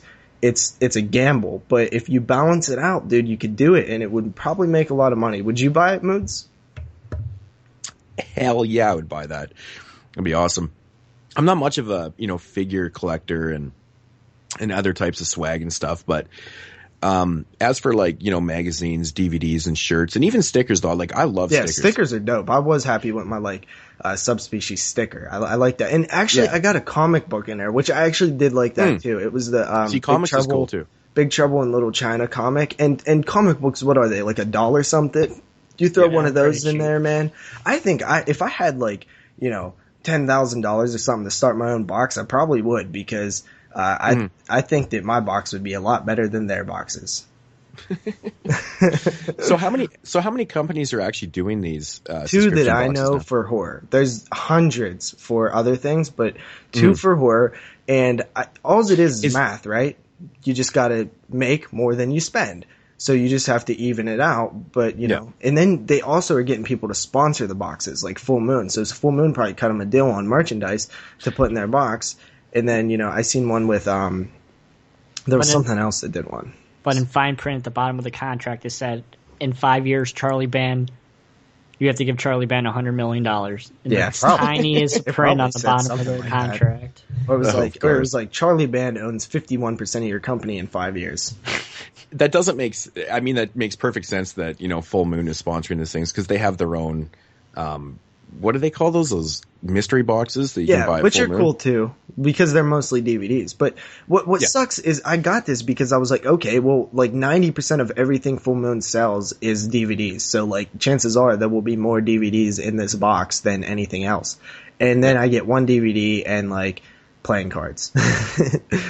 Yeah, that's random. But no, I'm not gonna hate on the box too much because I did like it. You know, it was only like $25 or something. Like I didn't feel ripped off. It's just I know that somebody can make a better one, and as long as somebody can make a better one, I'm not gonna be satisfied with these ones. Mm-hmm. Yeah, I mean, I everybody wants a box just full of flicks. Yeah, I like right? the gambling, like randomness of it. I would, if it was all DVDs, I would stay subscribed to it forever because it would be so exciting to get it in the mail and just be like, I wonder what the hell's in here. Exactly. And there's probably lots of people that share the same thoughts too. You know, they don't want a lot of the swag and stuff. Like me personally, I don't mind. Like I love watching videos and stuff where people are showing off their, you know, their figures and stuff. But me personally, I honestly just don't have the room for it. Yeah, it's not that I dislike that type of stuff, and I'm not going to start collecting. Like it's expensive. It's another thing to collect. I mean, I just don't need that right now. Yeah, but you know, my main focus is like, you know, films and shit like that, and like posters. That would be cool. Yeah, posters. Cool. But you know, as for the other stuff, I think they should just, you know, give people this option. You know, you want this type of box, it's going to have all this type of swag, or you can get B. You can go to door 2. And then you can just, you know, go for some just films, you know. Yeah. And maybe to like that other person that's kind of boring, but there was a time when Dread Central, the box of Dread, came out and they one of their sponsors for their box like dropped out like last minute, so they didn't have enough stuff to put in their box. So they went and bought a bunch of like random DVDs. And they put that in their box, and they were like, "Yeah, we was unsure about putting DVDs in the box. We might try it again in the future." We're like, "What the hell are you talking about? What is horror fans? They're fans of films. They're not fans of like toys and shit. Like your whole website is based on your whole website's based on like horror news, which is essentially 90% like film news. So I don't understand like why we can't get like more films. To me, it seems like the obvious go-to thing instead of all this swag and stuff, but it seems like nobody's like doing it. And I don't like, am I missing something? Is there more collectors of like toys and shit than I know of? I mean, I don't think there's people that just collect horror toys and shit. You know, they obviously collect films and stuff, but you know, I can think of quite a few people that have like massive figurine collections and have massive DVD and Blu-ray collections too. You know, but I don't know. I honestly don't know. So I mean, who's gonna make the box then? One of you guys out there better make this shit. Well, why don't we go into a 3 partnership? Yeah, we'll make our own damn 22 shots box, and it'll be. I could go to Family Video and buy all the DVDs, and then. Yeah, dude, we could fucking do that. That's awesome, man. Like they had like 1 million copies of Your Next, so I could just like go buy all the copies of Your Next. I mean, it would. I guess it would also depend on like if you can give out used shit, you know. So that would kind of be a issue. But I mean, I'm excited for horror boxes, subscription boxes. I hope that like more of them come out because the one that I got was really fun to open. I was so excited to see what was in it, and I knew if there was like more chances of it being like films, you know, because you think if you're spending, if it's a $30 subscription box, and you give, you know, you can put, you know, $28 in this one, and then, you know, like, you know, $22 of merchandise in this one, and so on and so on. Like, but you have to have one that has like $50 worth of stuff. Yeah, and then one that has maybe like $15 worth of stuff. Yeah, that person's going to be bummed out that month, but the idea that you can get something better the next month would personally keep me involved in it. It would just be shitty if I got a $15 box every damn time for like 3 months. I'd be pretty pissed. But, yeah, you know, I think it would be great. People, this should happen. Yeah. Do they ship to Canada? Probably not. Yeah, they do, but it costs $74.95 plus tax. No, I think they do. Yeah, that's the to thing. Canada, and I think it's only a couple dollars more, to be honest. No. Well, how much does Full Moon cost you, Moodz, to ship to Canada? It's like $30 or some shit. It was. I think it's around. It was like $27 a DVD or something like that. It was actually so high, I started pissing myself laughing at the checkout. I was like, what the fuck? I can't even imagine what one of those, you know, those boxes cost. Jesus. It's so fucking stupid.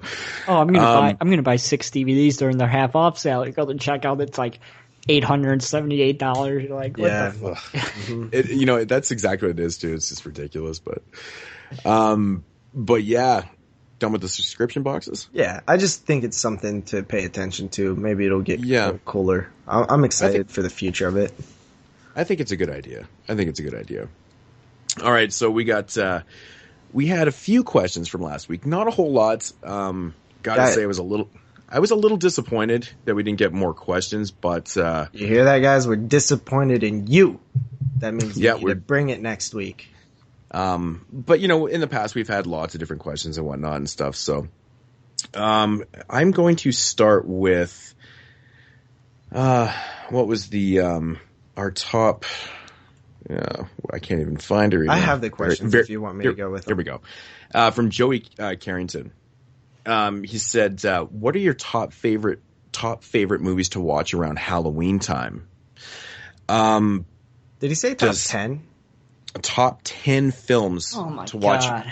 And it wasn't Halloween themed films. It was top 10 films just in general. I will go first.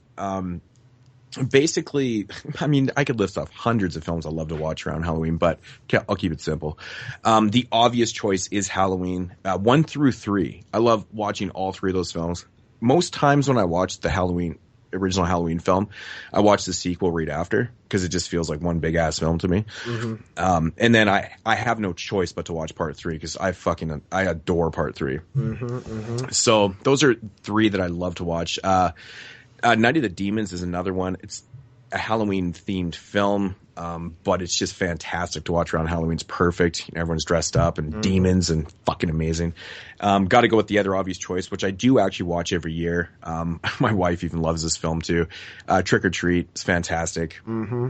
Another obvious choice is Creepshow. I do it every single year. I watch Creepshow. I love it. Why is that an obvious choice? I don't know. For some reason, I just thought when I wrote it down, I was like, oh, well, that seems a little cliche. Yeah. But I don't know. But I honestly do. These were the first ones I was thinking of. So, I tend to watch Pumpkinhead a lot in October. Return of the Living Dead, which doesn't really matter what month of the year. That's so weird. That one is one that, I usually watch during that time too, but I did leave it off my list. And then I said anything Friday the 13th. I find Friday the 13th films the fucking coolest to watch around Halloween for some reason. It's just, I don't know. I love watching them. Texas Chainsaw Massacre, my favorite time of the year to watch that film is around Halloween. It's just, it's awesome. Dawn and Day. I mean, these are 2 films I can watch all the time, but around Halloween, I love it. It's great. One of my favorite ones that I remember watching over and over and over again, wore out my VHS, was The Evil Dead. It's a great film to watch around. This was an interesting one. I started thinking, I was like, oh man, yep, got to go with this. Tales from the Crypt episodes. Good choice, man. Good choice. So basically what I've been doing the last, few years is I've been watching just random episodes throughout, the entire month of Tales from the Crypt. It's fucking awesome. And I got to go with Fright Night because that's another film that I honestly watch every year. So, but I'm pretty sure that's 10. It was probably way more than 10 as usual. But Jeremy, you want to go? Sure. So I got, of course, Child's Play 1 and 2. Sometimes 3 it matters, but of course the first 2, always got to do it. Favorite horror franchise ever, so I always watch those. I also had Halloween 3 on my list because Halloween 3 is amazing. I mean, I watch Halloween 1 and 2 sometimes if I'm in the mood. I watched them all last year and did them on my, 31 days of horror, which I'm hoping to do again this year. Moodz, you should do it too. Moodz will never be able to do it, probably. But Halloween 3, Return of the Living Dead, of course. I got Satan's Little Helper, which is a Jeff Lieberman film, which is hilariously and gorily awesome. Everyone should watch that movie. It's funny as hell. House of a Thousand Corpse. That's a good choice. That's a great choice. I didn't even think of that one. Yeah. And The Devil's Rejects. Dawn of the Dead. And Hobo with a Shotgun. Interesting. I think So, I actually really like this question because it's, getting around that time, and it made me, get excited to, pick out the films that I'm going to be watching this year. But so basically how I did my list is these are films that I have watched multiple times in the past, couple years. So these literally are the ones that I watched during Halloween. Number 10 is Graveyard Shift. These are no particular order except for the last three because those are ones I watch every year no matter what. So number 10, Graveyard Shift. For some reason, this one always seems to find me during Halloween or October. I don't know. It's always on AMC's Fear Fest, and I just feel like it has that vibe to it. It's got great atmosphere. Yeah. Number 9 is Pet Sematary 2. I always watch this one during October. It's usually on AMC Fear Fest as well. And it does actually it is set in the fall. There is a Halloween scene in that film and stuff. So, that definitely has some atmosphere. Number 8 is Blair Witch 2. So random. No, because it's in the woods with crunchy, orange and brown and red leaves and stuff. It feels like fall to me. And I love Blair Witch 2. Number 7 is Ginger Snaps, also set around Halloween time. Great film for that. Number 6 is also on Mood's list. This is Pumpkinhead. This is one that I always gravitate to towards this part of the year. Number 5 and 4 is 2 Clive Barker films that for some reason, always seem to find me during this month too, and that's Hellraiser and Candyman. I think both of those films kind of fit good in the holiday of Halloween. And then number 3 is Night of the Demons, of course. To me, that's one of the best to watch during Halloween. Number 2 is Halloween 1 through 9. I watch them all. I watch all 9 of them sometime during October. I have for the last 2 years, and I will continue that tradition this year. So you torture yourself every year with Resurrection? Yes, but wow. I got to be honest. I usually catch Resurrection when it hits the marathon on AMC because they do the marathon. I usually have it on at work. So yeah. And then number 1, of course, is the film that I watch every Halloween. That is Trick or Treat. It replaced Halloween. To me, this is the best film to watch on Halloween. Hands down. That's my list. Cool. I actually completely forgot that I had Pet Sematary written down. It was actually cut off the page. But you had Pet Sematary 2. That's a very interesting choice. Yeah. Very interesting. So kind of flipping the script a little bit. There was a question on here. Wow, I'm just really... I have all five. wrote down. So top 5. Your top 5 favorite non-horror films. I was trying to remember the name. Critical Mike.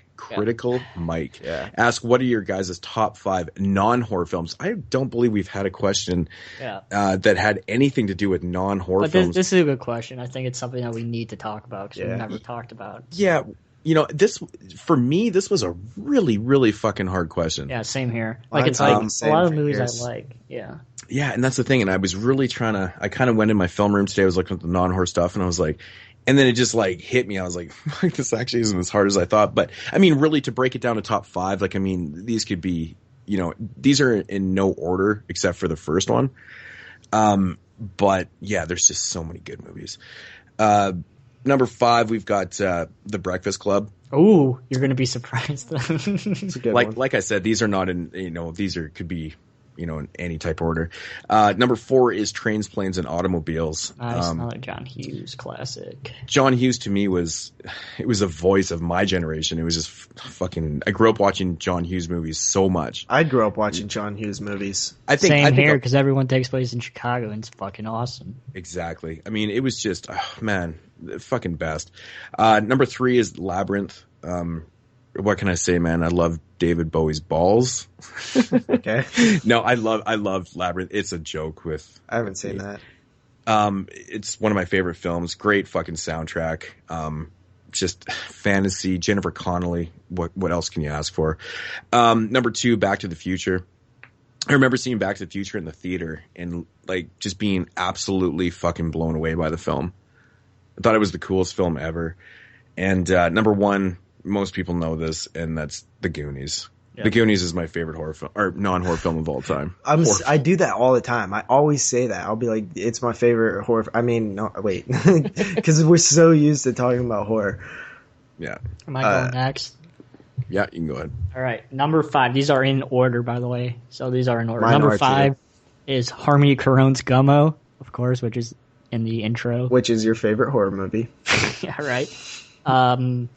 This is an awesome, experimental film with a lot of social insight into a community that's devastated by a hurricane. It's fucking awesome. Check it out. Number 4, Kevin Smith's Chasing Amy, which is my favorite in the series of Kevin Smith's films. Number 3 is The Goonies, which is just awesome. I watched that movie a million times growing up. Number 2 is Tim Burton's Ed Wood, which I've talked about also on the cast before. And my number 1 favorite film of all times, horror and non-horror, is The Breakfast Club. Yeah. Nice. Good. Okay, so my top 5 non-horror films. These are also in order. They have been this order for a long time. I would say maybe 1 or 2 of them have switched around, but these have pretty much been the same 5 for a long time. Number 5 is Goodfellas. This is a movie that anytime I'm flipping through the channels and it's on, I'm watching. I love me some Goodfellas. Number 4 is Terminator 2, which to me, it's my favorite action film. Sci-fi. It is fucking fantastic. I can watch it all day. Number 3 is, I would say the Back to the Future trilogy, but I'm gonna get, since that would be cheating, I'm just gonna say Back to the Future 2. I like Back to the Future 2 a little bit more than the first one, but it's almost hard to do that because they're all one film. I kind of like the second one a little bit more than the first also, but it's still pretty they're decent. Both fantastic. Even the third one. Like, I love this series. To me, it's the greatest trilogy of all time. And it's mine. I mean, these are amazing movies. You cannot tell me that you watched Back to the Future and don't like it. It's impossible. And then number 2, Full Metal Jacket. This is the film I've seen more than any other film in my entire life. I probably have seen it over 100 times. It is literally, I can recite every line as it's happening, every single line. I'm like that with The Breakfast Club too. And then number 1, of course, is The Goonies. Yes. This has been my favorite film since I could remember. I seen it for the first time when I was very, very, very young. And this is probably the second most watched film in my entire, life. I watch it a couple times a year, and it's probably going to eventually pass up Full Metal Jacket because I've been watching it more. Dude. The Goonies, come on. All right, so that's my list. Thanks, Critical Mike. Yeah. That was an interesting question. So moving on to Movie Guy 666, also known as Zach. I literally was belly laughing at this question when I read it. I was laughing at how it was worded. Yeah, it's just, okay, my question is, you have to, ... fornicate with one, marry one, kill one. The so choices marry, are... kill, but Zach is being very classy. Yeah, that's funny. Your choices are number 1, Ida from Motel Hell, Evelyn from the Mountaintop Motel Massacre, and number 3, Annie Wilkes from Misery. so you have to basically kind of, match one up here. Man, was I ever laughing with this. It actually took me a while. I didn't even know how to do this. So I went with, oh God, this is so bad. So I went with, for Fornicate, I went with Annie Wilkes. I don't know my reasoning, but I did. For Mary, I chose Ida from Motel Hell because I think she's, I think she'd be very loyal. She seems like she's pretty loyal.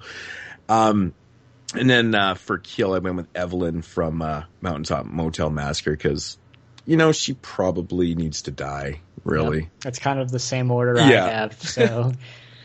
I guess I'll go then. So mine is slightly different. I will marry Ida from Motel Hell because, why not? She's, seems very loyal, like Moodz said. I will kill Annie Wilkes because goddamn that bitch is crazy. And then I do not know who Evelyn is because I haven't seen Mountaintop Motel Massacre. What you're sticking yourself into. So that was my reasoning behind this is, what's behind door number 1. So that's the one I'm going with. Well, in Bad my choice, opinion, possibly. You picked the most hideous one to fornicate with. Yep. Hey, so door funny. number 1 always isn't good, okay? But that's just the chances you take when you pick door number 1. Awesome. Yeah, so Mike Blood O'Flynn, I don't even know how to say the name. Yeah, I had trouble with that. I just wrote down Mike. But he asked a question, but then he actually found out the answer. So, but his question was about Night Warning, which is also known as Butcher Baker, Nightmare Maker, and he was asking if it was ever going to get a DVD release. And I was like, well, Code Red actually just put it out. They just put it out? Yeah, it actually just got released. It was supposed to come out years and years ago. I think the spy number on that fucking thing too is like number 6 or 8 or something, and it just came out this year, like couple months back. I looked it up on Amazon. It was like $44. Yeah, that's crazy. But yeah, so they released it. But I didn't really want to get too much into the whole Code Red thing. He wrote back and said that he just ordered it and stuff, but he's like, he was very confused about how it said that it's going to take 2 weeks to ship. And I was like, yep. Didn't want to respond to it. But if you're listening, buddy, yeah, Code Red is really, really tiresome with their shipping. Me and Jeremy know firsthand.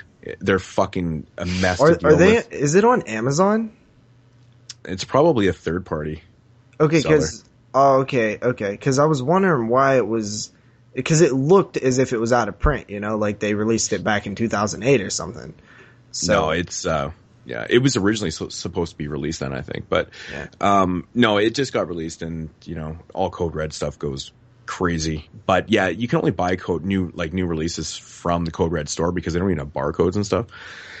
But yeah, that's what they tell you, 2 weeks to ship. I mean, that's fucked up. I mean, how busy is this dude, man? But yeah, I don't really want to get into the whole Code Red thing, but he did ask another question about, DVDRs and bootlegs and stuff. And my thoughts on bootlegs is, bootlegs can be okay, as long as there's, no, actual release for it, unless it's like super gone out of print. Like there's some movies, even like if it's Nightmares. just out of print, I say bootlegs are fine. If it's out of print, that's not your fault. Yeah. So go with bootlegs. Now the quality, they just range differently, right? They really do. If you want to go to company, like certain bootleg companies and stuff will find, better VHS transfers and others, but and some are made it's from very DVDs, right? Exactly. And it's very hit and miss. I couldn't really tell you which way to go and stuff because I haven't seen all of them, but it is, from what I have, I don't have too many bootlegs, actually, maybe only like 5 or 6, but most of the ones that I have are really good ones, so I guess I'm lucking out. But I have some bootlegs. Some of mine are okay. I wouldn't say a lot of them are great. I do have a lot of the Monster Vision episodes on bootleg, which is just, I love those things, but the quality is a bit rough. But also I wanted to quickly mention that you said this film was Night Warning, but it also came out as Butcher Baker Nightmare Maker or whatever. Yeah, so it was actually put out by Calm World Pictures in 1983, and it bounced around from companies, and then it did get acquired by Code Red in 2008, and it also was, I believe, owned by HBO Video at one time. So I think Code Red acquired it from HBO Video. Interesting. I believe. But that company also put out The Final Terror, by the way. They didn't make a lot of horror films back in the 80s, but they did make The Final Terror as well. Very, very interesting. All right, so that is actually going to do it for the questions this week. I guess that was...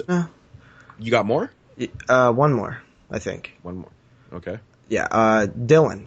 He asked if you were to get a tattoo based off a horror movie, excluding Moodz because he already has some, what tattoo would you get? So this is for me and you, Jeremy. I think we all know the answer. Chucky? Yes, but I still haven't decided the cool Chucky or the shitty Chucky yet. I would have to think about it. I thought you were gonna say the kid from Gummo. Yeah. What's on your definitely get that one. What's on your arm? Oh, it's just a Vampircon. Vampircon. I'm definitely interested in getting a tattoo. I want to get one too, but I haven't decided what. I do actually have a tattoo. It's not horror related. I got it when I was 13. Wow. Yeah. But I haven't got one since. Yeah, I was pretty fucking awesome back then. I was pretty badass, mean streets of PA and shit. So, no, I'm joking. But anyway, I was thinking about getting Sam from Trick or Treat on my forearm. So that's where I'm at right now, but I almost want to just fill up my whole entire fucking arm with like everything that I love, like, and make it like a giant ass, like, montage of, my favorite Moodz sleeve or icons. Yeah, a sleeve. Yeah. I'm about halfway there. Alrighty. Cool. So I'm going to get into something I didn't do last week, which I actually intended to, completely forgot. I will openly admit that. But I was going to do another Rue Morgue's Corners Report fun fact of the day. I got lots of good feedback on this last year, but this one made me laugh. This is actually from an issue. This is the August 2014 issue. I actually can't find my new issue. I'm kind of pissy about that. But anyways, this made me laugh because this is probably the most random thing in the world.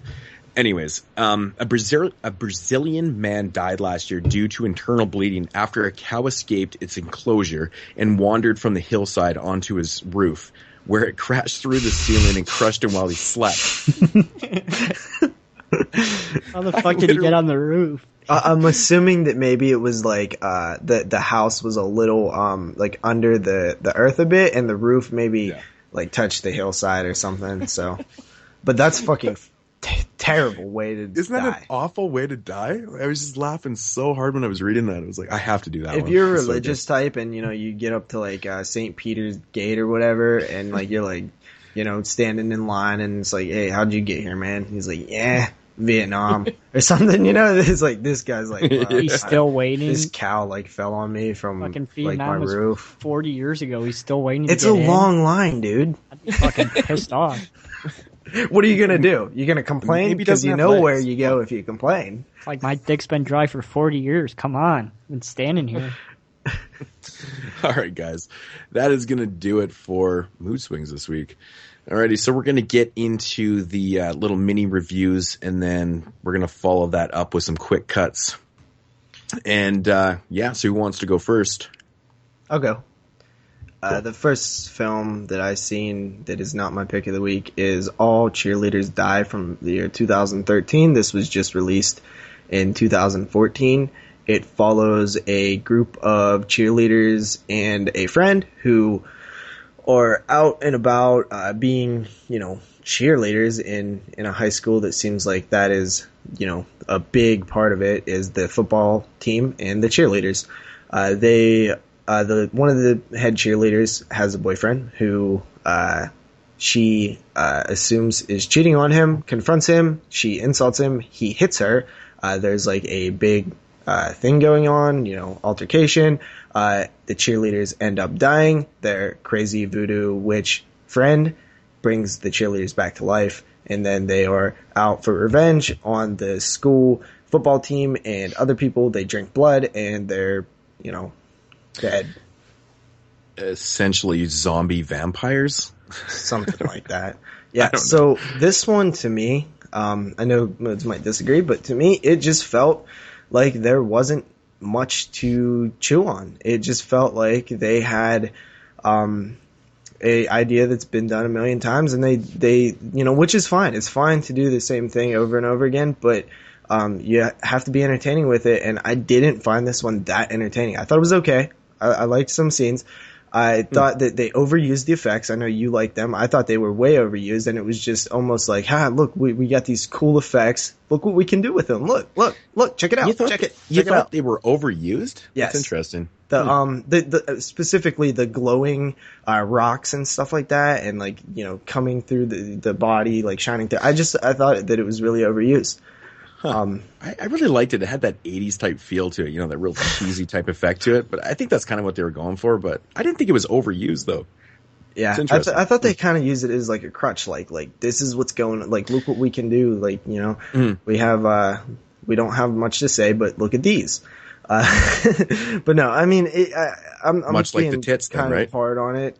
But to me, it was. I thought that the cheerleaders were like overly, and I know it was probably trying to do this, but they were the cheeriest of all cheerleaders. They were just really stereotypical cheerleaders on purpose. I understand this, but big time. I found it kind of annoying. See, that's where I disagree, because the characters were purposely written like that to be way over the top, over cheery, just ridiculous, beyond, stereotypical characters. But like, I thought it was fun. Yeah. See, to me, it was entertaining to me because it was just so ridiculous, but it wasn't annoying to me. I don't know why. I just found it was, I don't know. If you took something like Mean Girls, like this mainstream, like comedy, and put it in like a horror film, that's what it felt like to me. That it was trying to, like, the girls were just, it felt like it was just something like Mean Girls or like a film like that. I can't really think of many examples. I'm not really big into that genre, but I have seen that one, and that's kind of what it felt like to me. I don't know. I didn't really like the style they was going for. My only question is with the film is, see, the girls weren't my problem. It was the football captain. I like that dude. Well, I mean, I don't understand. No, he was the most hateable character, yeah, the most unlikable character ever. But the thing I didn't understand about his the guys on the team, they followed him like he was a god. I didn't get it either. It was like he had some kind of kind of pull with them, and it just didn't make any sense. And I was like, he's just the captain of the football team. It's like he would look at the guys and he would just fucking bow down and start crying and shit. Yeah, that was very awkward. Really annoyed me, especially after he hit the girl, because anybody that I knew back when I was in high school, would have fucking jumped on that dude in 2 seconds. Yeah. And boys are not. And like that really annoyed me. And when I say I liked him, I don't mean like I liked him as like, oh, he was, an awesome, fun-loving character. I just mean like I liked the character. I liked the performance. It was good for the film. Same way I like the guy and the woman. He's a despicable, terrible person, but I like the performance and it was a good character for the film. Doesn't mean I actually like the character. So yeah, there was that. I also, I felt like the comedy, almost none of it worked for me. It really felt kind of basic in terms of, what they used as funny moments and stuff. It felt very Jennifer's Body-ish almost to me, or at least influenced by it, but I actually think Jennifer's Body is a stronger film. So yeah, All Cheerleaders Die, wasn't that into it. I did enjoy it. It was a fun little ride, but it was nowhere near as good as I was hearing. Because this one I heard everybody say oh man, I was expecting it to suck, but it was actually really good. So it was I was expecting it to be really good and it actually sucked. But not really. It didn't suck. It was just okay. 5.5 out of 10. See, I was intrigued by the quirkiness and the weirdness of the film. Really? Did you I felt like they were trying to do that, but it didn't really work. No, I meant what they turned, you got this witch that, brings back these girls, and they're obviously, they're brought back from the dead, so they're kind of zombie-ish, but they're not eating flesh, they're drinking blood, so they're like vampires. It was just really quirky, and it was odd. It was an odd film with an odd tone. I don't really know how to explain it. And I really liked the beginning when they was doing the video documentary, high school yearbook thing, and then the one cheerleader falls. I was like, oh, this is going to be awesome. And it never got to that height again. But the quirky, I felt like Jennifer's Body is a good example of a weird, odd type of film. And I don't feel like this one ever got really going, with that weirdness. Just different, I guess, different views. Interesting. Jeremy? Sure. All right. So the first film I rewatched actually this week, I watched it a few months ago and I really liked it. So I wanted to give it another watch because I want to either write a review on The Devil's Eyes on it or something, and that is a found footage film titled The Bay. Now, this film's been out for a while, and a lot of people talk about it, how it's one of the better found footage films, which I totally agree on. It's a really, really well done found footage film. The film basically follows this reporter as she reports this. It's like this special day that takes place in this town every year, and there's a huge disagreement with the remains of like chickens and stuff like that being dumped into the water of this community, and the people drinking it, and the government around them telling them that the water is safe, but it's actually not. So people start drinking the water, and shit starts to go down.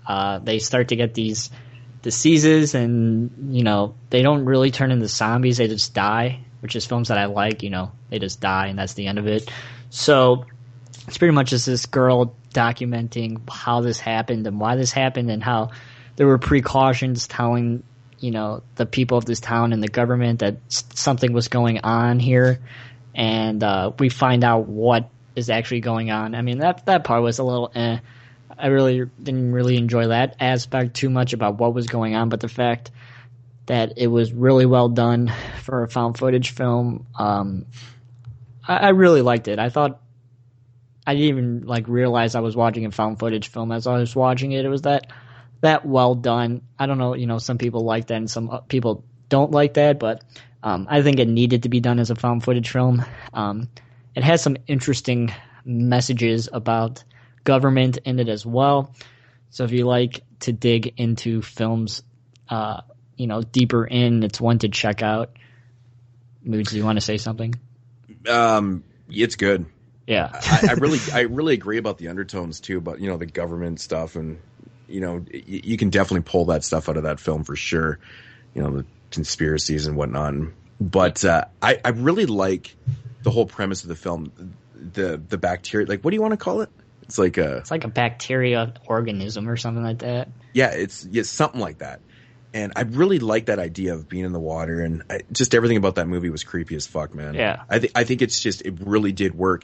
You said it probably wouldn't work as, it would work better as a found footage. I think you could actually pull that film off as a non-found footage film. Like Chernobyl Diaries type of idea. Exactly. Yeah. Exactly. When I first watched it, I was really, really surprised that I hadn't watched The Bay before. I remember telling the story before and was blown away by it. And then I got thinking, I was like, you could do that film non-found footage. And I'm not saying that they should.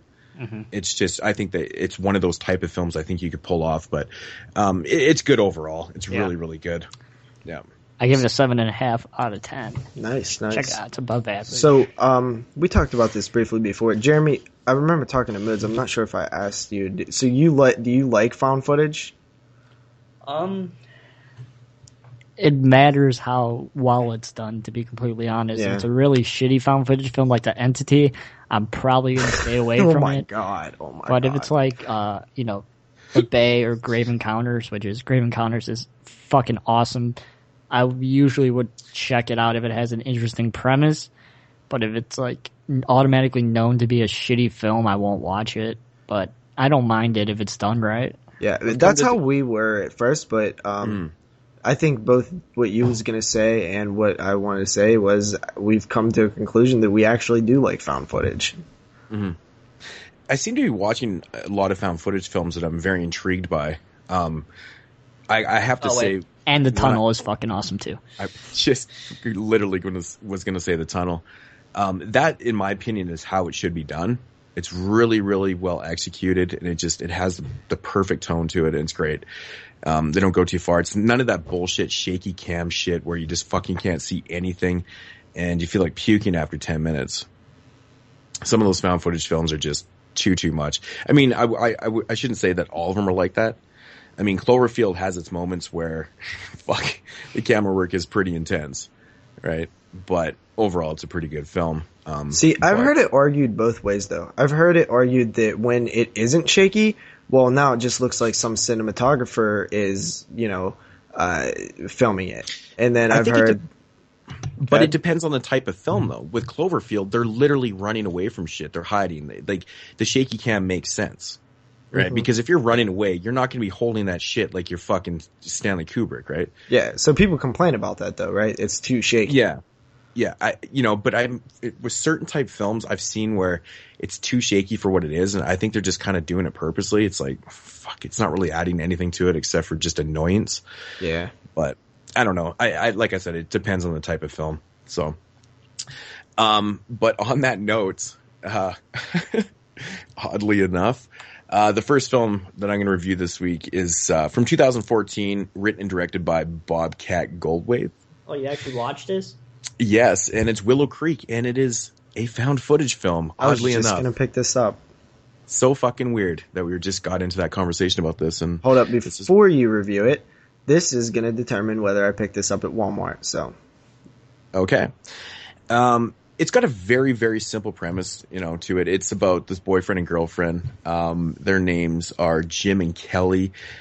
Jim has been obsessed with this story about this two guys. They were in like the mountains of California somewhere near this place called Willow Creek. And apparently they got footage of this Bigfoot back in like the 60s. And, as a kid growing up, Jim always heard the legend about it and stuff. And it got the best of him. He really, really had to make his way out to Willow Creek.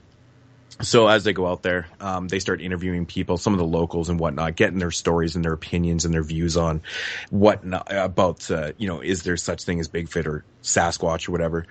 And, the opinions are mixed. They even eat at this place called, it's like this Bigfoot cafe, and they're eating this burger that's actually shaped like a Bigfoot. No, it's fucking, not. it fucking cracked. It literally had toes and everything. It was like funny the as hell. Jason burgers from Part 9? Yeah. It was so funny. But anyway, so they're, doing all that type of stuff, and they make their way down to this trail where it leads into Willow Creek and whatnot. And there's a dude there, and he's just like, basically, fuck off. You can't come in here. So they find another way in, and they start making their way down into the Willow Creek area and whatnot and stuff. And, that's pretty much what the film is. Now my thoughts on this one. It's very, very basic. It's very basic. There's not really a lot to it. The story is kind of what you would expect from it. It's them interviewing people, just wanting to get footage, and they're just essentially looking for proof. It's a really short watch. It runs about 80 minutes, so it's really short. But I have to say there's a scene in a tent that's actually it's pretty good. It runs a long time. Like, it's got to be 15 minutes. And, it's at nighttime. They're in this tent. They're camping and whatnot. There's not really a whole lot to say about this. I don't really know. You can't really say anything further with it. I will say that I was definitely disappointed in the ending of this movie.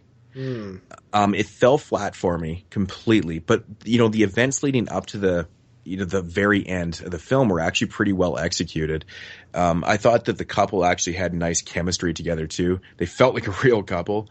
And, some of the interviews were well done and stuff, but it's quite generic. And at times it even has this like total ripoff feeling of the Blair Witch Project. Yeah. And once you see the film, you'll understand why. And it's the first thing that comes to your mind. I wasn't trying to think that, but I couldn't help it. I was like, wow, that is so Blair Witch.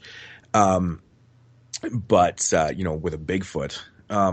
But, it is what it is. It's not a terrible movie. It's just the payoff is not there.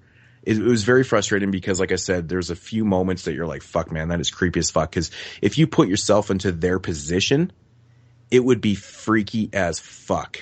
I'm not lying. Like, where they set up camp is insane.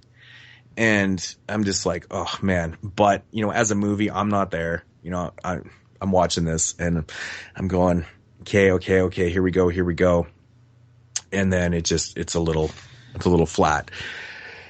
Seems like just a couple of different steps and it might have been a good one. I think with it's these type of movies, in my opinion, are all about the end. Yeah. Right? The ending has to be, the payoff is the movie, right? With these type of movies. And if it's not there, it's just, wow, it's just completely forgettable. Because found footage films like this have big setups, long setups. So you are absolutely right. They need to then have a strong payoff for them to work. I'm right with you on that. It sucks. That sucks at this one, though. I will not be picking this one up, probably. I really, really wanted to like this film. Yeah, because I've been waiting for like a really good like new Bigfoot film. See, now my only question is why does there have to be so many Bigfoot films that are found footage? It seems, I have like... It seems most natural to like, you're trying to prove that it's real, so you're trying to get it. What does everybody say? Well, you gotta either have a body or catch it on camera. Exactly. So it makes sense. It does make sense, but I want to see like a new Bigfoot film that isn't. I want to see like if you take a film like Jaws, or like the Reef or something serious like that, and put like a good looking Bigfoot monster where these people are like stuck in like a car that's crashed or like a tree or something. Like I think that could be really intense. Somebody should make one of those.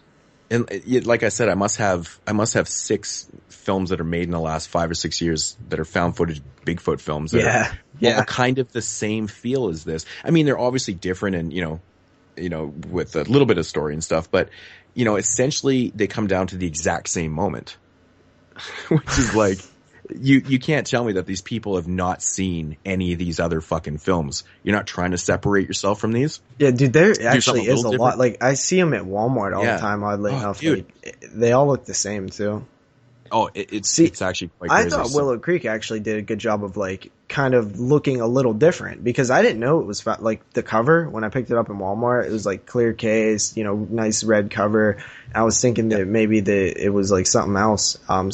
And Dark Sky hasn't released a movie in a long fucking time. I noticed that like Dark Sky Films haven't really made or released any films in a while. Is that who released it down in the US? Yeah. Odd Mike grabbed that too, and he didn't like it.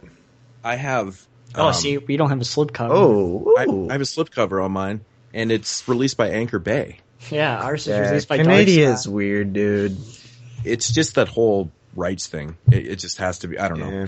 But anyways, Willow Creek, man, I didn't hate the movie. I was entertained, and I have to say, like I said, there was about a 15-20 minute stretch there where I was like, I was getting antsy, man. I was getting antsy, and it was working, but it falls short, and I'm going to give it just a pass at 5 out of 10.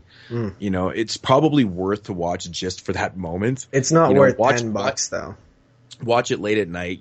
I watched this at like 3:30 in the morning. Everything's all lights are out and stuff, but I don't know, man. It's not terrible. I'll give Bobcat, a little bit of credit, but at the same time, you got to be a little more original. And 5 out of 10. Cool. Jeremy, pick of the week. Oh, all right. So my pick of the week is a film that just got a Blu-ray release. Probably know what it is.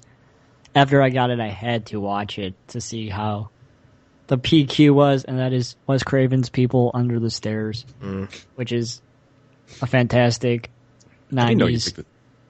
Yeah, I posted it in the group page how I was pissed off about the disc being the generic blue Universal I think disc. He was in Vegas during that. I probably missed a lot of posts in there. I grabbed it because it was $10, and I had a gift card from Amazon, so I got it for like $4 and some change. So I figured I'd pick it up because I didn't want to get the Arrow release. The minute you put in the Blu-ray, it starts. It doesn't have a menu. It doesn't have anything. You just put it in, and it starts right away. So fucking I could irritating. look at that release and tell that it was going to be something like that. And I hear Firestarter's the same way and all that. So I put it in. It's like, okay, I'm going to go do something, come back and watch the movie. And it's like 10 minutes into it already. I'm like, what the fuck is this shit? We're in the year 2014. Put a menu in front of your movie. It's not very hard. That was one of the main complaints that I had, but... Did you ever see those ones that do play when you first start, and then you find out at the end that it does have a menu, but for some reason it bypasses that every time you put it in? Oh, yeah. Yeah. I've got ones like because that. It has no special features, so it's like, what's the point of having a menu? But the PQ is actually pretty solid for a catalog release, I gotta say. For a Universal release who usually doesn't do the best transfers for their low budget, popular catalog titles. It's actually one of the better ones that I've seen. The color is pretty pretty good. And considering the film is mostly dark, it's pretty watchable to be considering that it's a pretty low budget film. But everyone knows People Under the Stairs. Love me some People Under the Stairs. The husband and wife in the film are just fucking amazing, and I would love to meet them and just have a picture of them two together, because I think it'd be just, the coolest thing ever. I don't know if they do conventions or not. I'd be very curious to read up if they've done any conventions or not. But this is a really awesome Wes Craven film that doesn't get any any word on the street besides the horror community here. And I know, Moodz, you have the Arrow release, correct? I do not have it, actually. Oh, I thought you grabbed it. You grabbed the Motel Hell one, and then... Yeah. Yeah, and then it got announced the next day after I ordered it. I was like, oh. Yeah, and from what I've heard, that the Arrow release has special features, but they're nothing special, and none of the DVDs in the U.S. have any special features for People Under the Stairs. So it's like even the 2003 DVD release of it doesn't have any special features. So yeah, it's bare bones. So it's not like you're missing much here, but I would have loved Scream Factory to get a hold of it. Sucks. Yeah, it does kind of suck. At least a Craven commentary or something, Yeah, it's worth the upgrade though. I didn't have a DVD copy of it. I just had a Laserdisc copy of it, so I needed to get it on a format that was more accessible than Laserdisc. So. It was the way to go. It's a really, really good transfer for the film that it is. So pick it up. People Under the Stairs always gets an 8.5 out of 10 from me. So it's a great movie. It really is. I think that one of the cool things about People Under the Stairs is it has such a weird tone, because it's really serious subject matter. Child abuse. It's pretty brutal. What the parents do to the kids. There's some. Overtones, undertones of would that? I mean, kind of, but yeah, I know exactly what you're saying though. It's like it's quite a. There is a lot of serious subject matter in there. Yeah, but it's also very comedic. But I feel like the two are never really crossing paths. They're kind of separate. Yeah, for sure. Yeah. Totally. Love that movie. Great stuff. Very good. Pick it up if you don't have it.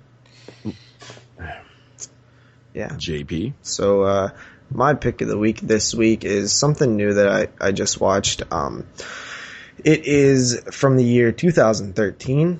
It was released in 2014 by IFC Midnight, and it is Raise. So, Raise follows women as they awaken in sort of a prison, probably underground, and they pretty much have to fight to the death. There is some higher up people who have them captive, who also have their loved ones hostage, and if they do not fight, or if they lose, or whatever other reason, they will kill their loved one. So it is fights to the death. This one stars Zoe Bell, and it's pretty brutal. I really liked the first fight because it really kind of set the tone for the film. It was done really well. The cinematography and the music all made it feel really brutal. And it really kind of it was kind of a bit sad, to be honest. Like, it kind of got to me a bit.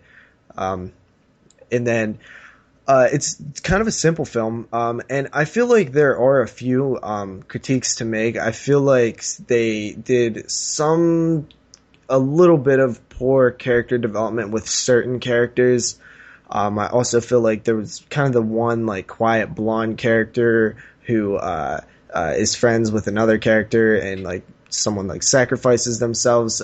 I felt like that kind of was like hammered in a bit, and I also felt like the blonde character, nothing that we've seen from her would show that she was capable of making it that far in the tournament. So that kind of bugged me a bit.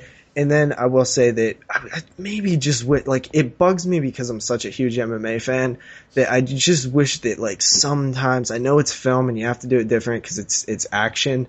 But I just wish that sometimes they would maybe look at like certain things in the world of combat sports and try to stay away from bad decisions in their choreography. But besides that, fantastic movie. I really enjoyed this one. The fight scenes are very brutal, and for what they did, I was not that pissed off of like, this shouldn't work like this or whatever. So they did a pretty damn well job. And the ending I really liked also. Man, Zoe Bell was fucking badass in that film. I just picked it up, so I haven't got a chance to watch it yet. Fucking ass. Man, I really, really enjoyed it.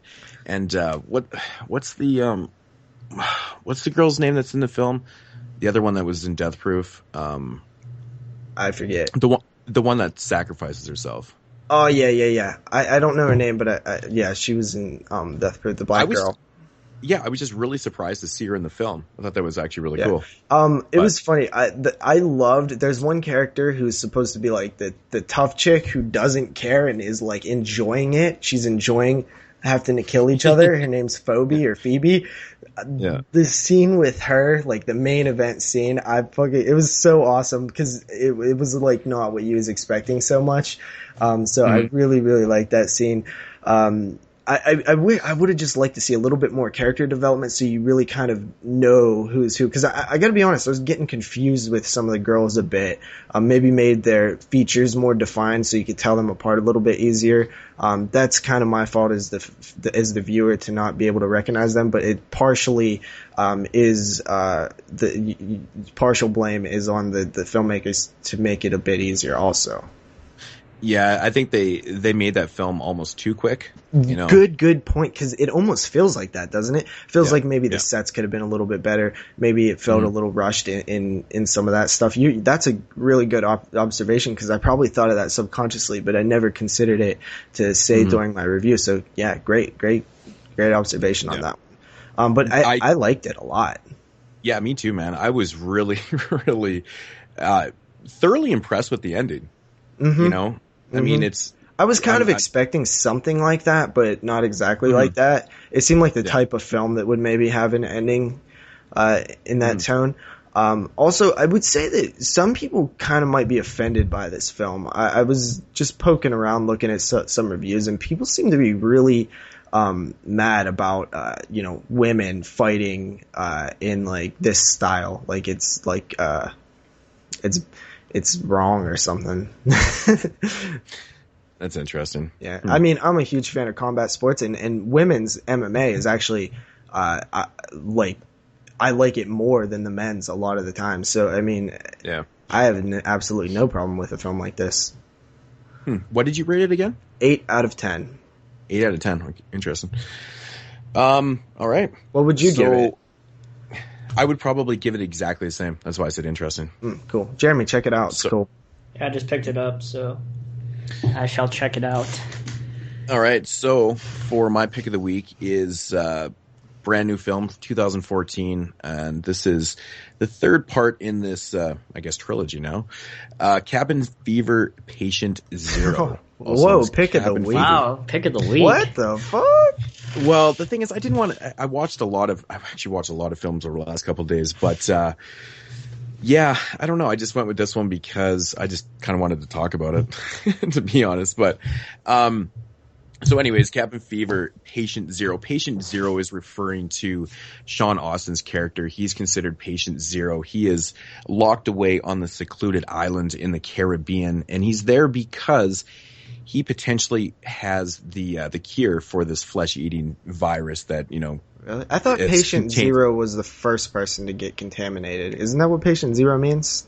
No. Oh. Patient Zero in this case is Sean Austin. He's considered Patient Zero because he has been exposed to the virus, but he's showing no symptoms and stuff. So what they're doing in this facility, they're holding him against his will, and they're doing tests on him, and he's getting real fucking pissy and stuff like that. So then it jumps to like your main focus of the film. You've got basically this couple that's getting married down in the Caribbean, and they decide to rent this boat with their friends and stuff like that to go out on a stag party. And so they get this boat chartered out to this island and whatnot. They go swimming in the water, and what they see is like nothing but dead fish and shit like that. And only 2 of the characters, and actually one of them's a girl, which is odd. It's a really close friend of the groom. And, and she's there with her boyfriend and whatnot. And the 2 go swimming. Anyways, they come back on the shore and they start showing symptoms of something and whatnot. Anyways, it escalates and, they basically need to get the fuck off this island now. And they find the facility and it just kind of goes from there and stuff like that. I thought it was fucking entertaining as hell. It's not a great film by any means, but it's gory as shit and it's nasty. It's pretty much what you expect. Nastier than Cabin Fever 2? Maybe not as nasty as like that gross fucking... Wait, Cabin Fever 2 was nastier than Cabin Fever 1? Oh, God, Cabin Fever 2 has gaggable parts in it. I've never even seen it. So there's one with pimples and this girl. It's gross. But this one right here has got a couple really fucking nasty, funny parts in it, though.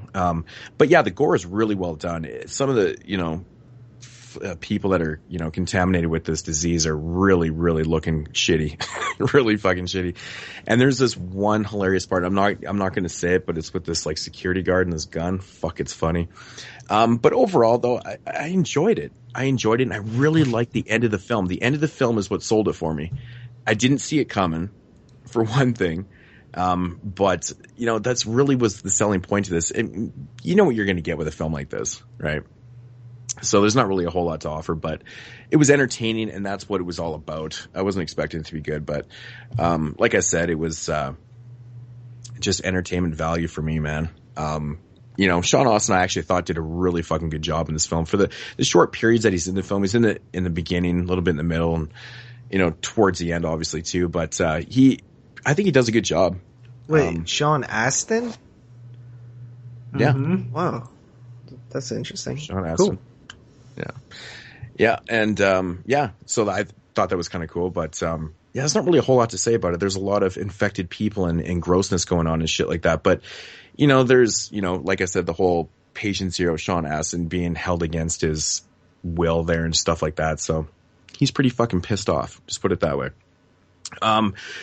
Just for entertainment value and gore, mad props for them not using any CG in this and shit like that. So, I give it around about a 7 out of 10. It was fun. It was a lot better than I thought it was going to be. Yeah.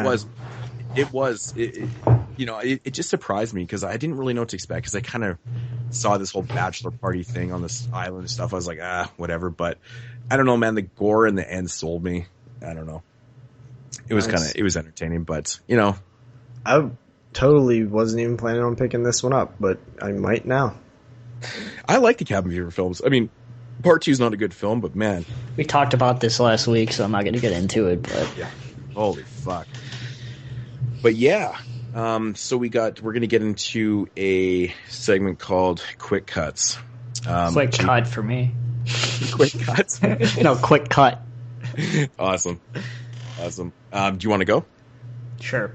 So the only other film I watched this week was a film that I probably am going to get shit to talk about, but is Alfred Hitchcock's Psycho. Now I watched this movie in my class, in my women in horror class, and I posted on the page that I was upset that I was once again forced to watch Psycho in one of my classes because I've only watched it about 6 or 7 times in one of my classes. So Psycho, while it is very revolutionary for its time, and it's a fantastic film, I find it extremely overrated. Well, maybe not extremely, but I find it overrated, and I'm probably gonna get shit for this. But do you think it's due to the fact that you've seen it so many times and you're just being annoyed by it now?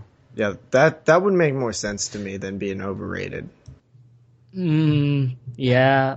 I bet you that has something to do with it. Because, I mean, Psycho, it's so groundbreaking, and I can't say it's, it's just, it has just that. And I agreed. I got a little bit more out of it this time than I did the last time because we talked about the male gaze in horror films, which is, the Hitchcock fused the, you are looking at the girl as a male perspective instead of a female perspective throughout the entire film. So I found that interesting. If you guys are interested in the male gaze, look it up. It's an interesting feminist concept. But I agree that it's revolutionized for this, of course, being the first slasher film ever made and all that. But Debatably, that between that and Black Christmas. But and I'm Peeping Tom. Or Peeping Tom is. That's that one gets the credit. I've never seen it, so I can't comment on it. But if most people cite that one as the first, they both came out in 1960, quite close to each other. So it's hard to say which one would actually be considered the first slasher film. But if you haven't seen Psycho and you're listening to this podcast, you're a fucking idiot. So. Whoa, way to insult people for maybe not seeing a film. Awesome. Really, if you're listening to this podcast and you like horror films and you've never seen Psycho, then you shouldn't be listening to this podcast. A horror film. Yes, but you shouldn't be listening to this podcast because it's probably one of the most famous horror films ever made, and a lot of people talk about it. So it's kind of a golden rule that if you are into horror films, you have seen Psycho, like how you have seen Halloween and Dracula and Frankenstein and everything like that. It's kind of a golden rule that you've never seen Dracula or Frankenstein. Nope. Wow. That blows my mind. Is your mind blown like mine is right now? It's not that crazy. How have you never seen Dracula or Frankenstein? I'm surprised you've never seen either one of those films on TV before. Yeah. Yeah, I've never seen them. So that's interesting. I'm sure there are tons of films, Jeremy, that you've never seen that are very popular and should be seen by every horror fan. I haven't seen Sisters, so that's one that, You just seen the Phantasm films like last year, correct? Yeah, I'm correct. So, see, everybody has those, except for Moodz, because you've seen everything. But it's not a classic like Psycho is. I can't even talk to you right now. I love Phantasm, man. Phantasm is still a classic. All right, this is not really a quick cut, but everyone should see Psycho, but I'm sick of watching it, but it's still a classic. Rating? 8.5 out of 10. What? Jeremy. JP. Oh my god. I can't even. Psycho will not be in our Hall of Fame, guys. Thanks, Jeremy. Thanks a lot. Anyway, mine is also a quick cut. Case 39 from the year 2009. I thought it was an pretty good bad kid movie, killer kid movie. Not the best, kind of predictable. Some kills could have been a little bit better. There was like some CGI and stuff that I didn't really enjoy. I thought that it built some tension, okay, but overall, I'm not a huge fan of bad kid, killer kid movies. 6.5 out of 10. Wait, hold the fuck up. You're not a fan of killer kids movies? Oh, wait, never mind. You like when kids die in films. my bad. Way to go for making me sound like the absolute most craziest person in the world. I mixed the two up. That was my mistake. I like some killer kid movies. Some are better than the others. Children of the Corn is like one of my favorites. But the concept of it, I don't know. Isn't Eden Lake a killer kid movie? Yeah, that one's done really well. I love that one. Like I said, some are good, some are bad, some are great. That movie's fucking awesome. Eden Lake I believe that was one of my pick of the week a while back. So that's why I brought Eden Lake is fantastic. Case 39, just okay, above average. 6.5 out of 10. All right, quick cuts. JP already covered All Cheerleaders Die. I watched on Thursday. I give it a 7 out of 10. I know he's gonna be like, what? No, I could see it. I really did enjoy it. It was fun, and that's what I was looking for. Next up, I watched. I think I might more. Well, no, actually, the original Prom Night from 1980. This is the brand new Blu-ray Synapse release. Did it live up to your expectations? The Blu-ray was fantastic looking. Oh. I have to say, man, it wasn't dark at all. I don't even know how the fuck they managed to pull that off. Didn't you say Cool Dude was saying it was? Yeah, actually, he did say that, but I watched it. And I was watch it. Nope. Just got it for free and was holding it up. Yeah. But no, I was thoroughly impressed with the PQ on this. And really, I mean, I wasn't going to expect anything less from Synapse. The special features on are fantastic too. But it did make the movie a little more enjoyable for me watching a really nice print. Still, it's not one of my favorite films. I really You know, it's average at best. I give it a 6 out of 10 out of 10. The Blu-ray itself, I give like a 9.5. 6 out of 10 out of 10? That's what you said. 6.5 out of 10. You said 6 out of 10 out of 10. Yeah, whatever. That was funny. Okay. Whatever. But like the Blu-ray itself, though, it's like easily a 9.5. It's awesome. It's really, really well done. Next up, I reviewed a film on body bags called Tomboys from 2009. It's a rape revenge film. Pretty interesting type of structured film. It's got lots of twists and turns early in the film and stuff. I'm not really 100% sure how I feel about the end. I give it a 6.5 out of 10. Check out the full review. From 1988, I watched Flesh Eater. Speaking of enjoying killing kids, there's this funny ass fucking part in Flesh Eater. Fantastic. It's pretty much like a Night of the Living Dead ripoff, of course, directed by Bill Heinzman, who was the original zombie in Night of the Living Dead, so it makes a lot of sense. Fun ass film, 7 out of 10. Put out by my favorite company. Freak Show. Actually, the print's okay. But this film right here just blew me the fuck away. I could not believe it. I was watching Shelf by Shelves by Danny, and he said this film was really good, and I was like, fuck, I actually have that in the collection. Or I just picked it up, oddly enough, and it's a film from 2004 called Frankenfish. Stupidest fucking title ever. Man, dude, I laughed so hard. It just looks so stupid, but man, this movie was a lot fucking better than I ever anticipated it to be. Yeah, man, pretty much all practical effects. I mean, there's a little bit passed on this one so much. Yeah, there's a couple scenes where the fish, but even the CG looks pretty damn good. But man, some really good kills, and like I said, you know, practical effects and whatnot. It was fun. The setting was in a really awesome place, like in the bayou and stuff, and it was really fucking good, man. I really enjoyed it. But the whole premise comes out in the end, and it just makes you laugh. It's so ridiculous. I actually give it a 7.5 out of 10. It was really entertaining. Next up is a film called Death Do Us Part, which I watched last night. It's a brand new slasher film from 2014. Is that the wedding one we were laughing about? I believe so, yeah. It has the knife on the cover? Yeah. Yeah, I have that.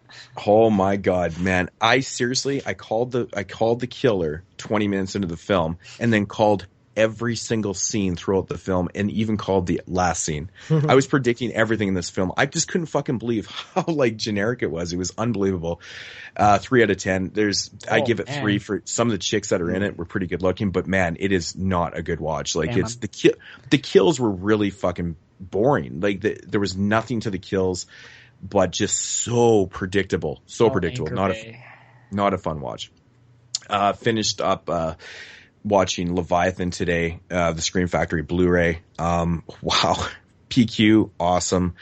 And it just really reminded me how much I love this movie. It's so fucking, it's such a good film. It's such a good film. And the special effects, the creatures look amazing in this film. They're really good on Blu-ray. But yeah, it's just a fun fucking movie. Underwater type creature feature. I give it 9 out of 10. Ooh, it's an amazing film. Damn. Definitely check out Leviathan. It's awesome.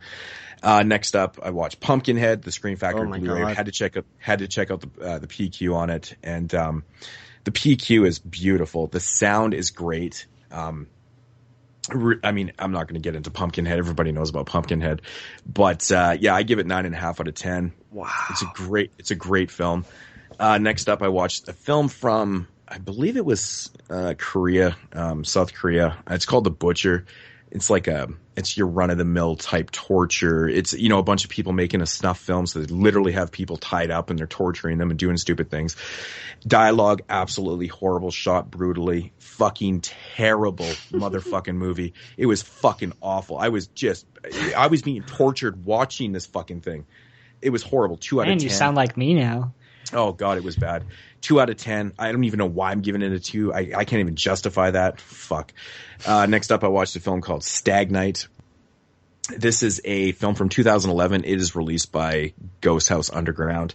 The company can be very hit and miss, as you guys know. This is one of the better titles, basically about a group of people on a stag who get let off this train in the New York subway system, and there's cannibals around, and now they're fighting for their lives and shit. Pretty fucking entertaining. Some pretty good gore. Kind of blew me away, really, because I wasn't expecting anything from this film. It was fun. 7 out of 10. And last up, I watched Superstition, and this is one of the films I had mentioned to Jeremy that I finally knocked off my fucking my most wanted list. Original Anchor Bay film from 1982. It's like it's a witch film. The story is about this witch that gets burned. Anyways, present day, she's back, killing off people one by one in this cabin and whatnot. Really cool kills. Really fun film. 8 out of 10. If you can find this, fucking pick it up. It's very, very expensive though. And that is going to do it for my quick cuts. I just want to let you know, Moodz, The Butcher has a 4-star rating on Amazon with 28 reviews. What? 4 out of 5 stars, 28 reviews. Wow, that movie fucking retarded. That makes no sense. But movies like Inside has 3.5 stars. Like, blows my mind.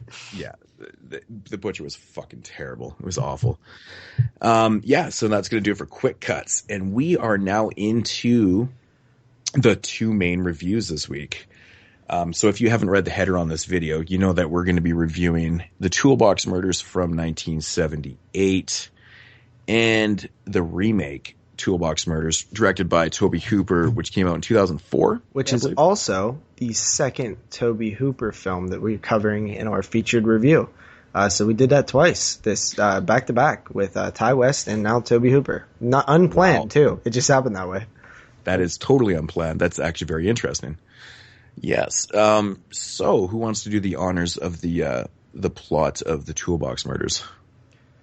JP. Yep, so it's your job. I was actually going to be like they're gonna pick somebody else for once, but no. Well, just face it. There's not really a whole lot to tell here. Nope.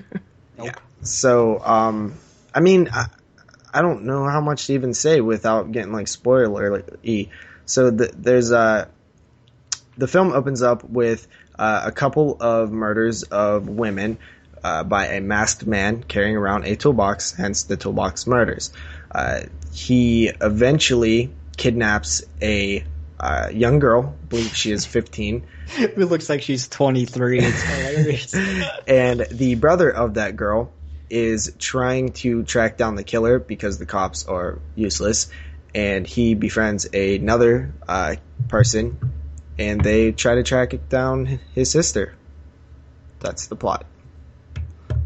Yep, that's pretty much the plot of the film. Sounds awesome. Dude, I was watching this movie, like, no joke. I was, like, sitting there. I was going, that dude looks like fucking, William Shatner? No, like Greg from the Brady Bunch. I was like, I could not get out of my mind that guy, I even had to go on IMDb. I was like, is that Barry Williams?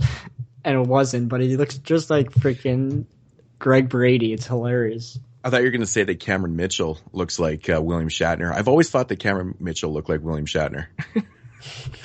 Something about him, man. It's really funny. Yeah, I got to say, man, I really like the way this film opens up. The opening credits are, it's interesting. Yeah, the way it's done and stuff, and you know, pretty interesting score to it and stuff. But it's interesting how it's done. But how so? You mean? Just with like kind of the way it pauses and stuff. Yeah, I found that interesting. I thought my video was fucked up, and I was like, "Oh no, it's part of the movie." I kind of figured that people might actually think that, but every time I watch it, I'm like, "Holy shit, is that freezing?" Yeah, it kind of catches you off guard. But I think that's like kind of interesting how it's done, and I mean, it's not like the best thing in the world, but I think it's interesting. It's not very common that it's done like that, but. Yeah, I think that when this film started, I was really. Kind of almost uncomfortable because the kills are done in succession with not much breather in between, which normally there's kill, break, like that. When you take those breaks out, it kind of makes you a little uneasy because there's no breathing room, no cushion. So I love that choice right away. I was very aware of it. It's not rocket science to figure out that it has that effect on you when you don't have that breather, that break, that tension relief. And it's done in a very like voyeuristic type of way, like most kind of like slasher films like this. But it has like a level of depravity too, which voyeuristic. Look at you using big words. That was in my textbook this week. Not a big word at all. And I felt like the level of like depravedness that was to it. I felt like there was a level of that, and it really kind of made me feel uncomfortable. So right away, I was like really in this one. Mm-hmm. Mm-hmm. So are you talking like right up to about the 30-minute mark there? Yeah, probably about that. Yeah, about that. Yeah, I know the first 30 minutes of this film are like, holy shit, just like bang, bang, bang, bang. Yeah. And it makes for a real interesting structure to the film because, the first 30 minutes are fucking insane. Really, really, really inventive kills, accompanied by amazing soundtrack that I know Jeremy wanted to. Sounds like a 70s porno. Yeah, not even that.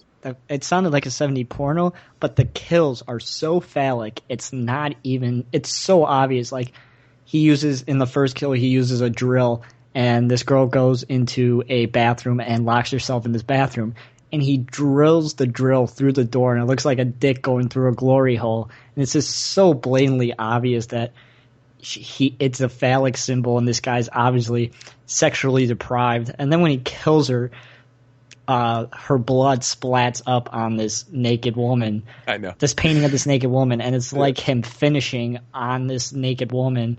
Like the blood represents, a giant load all over this naked woman. And it pops up a few more times as the kills go on. That is quite.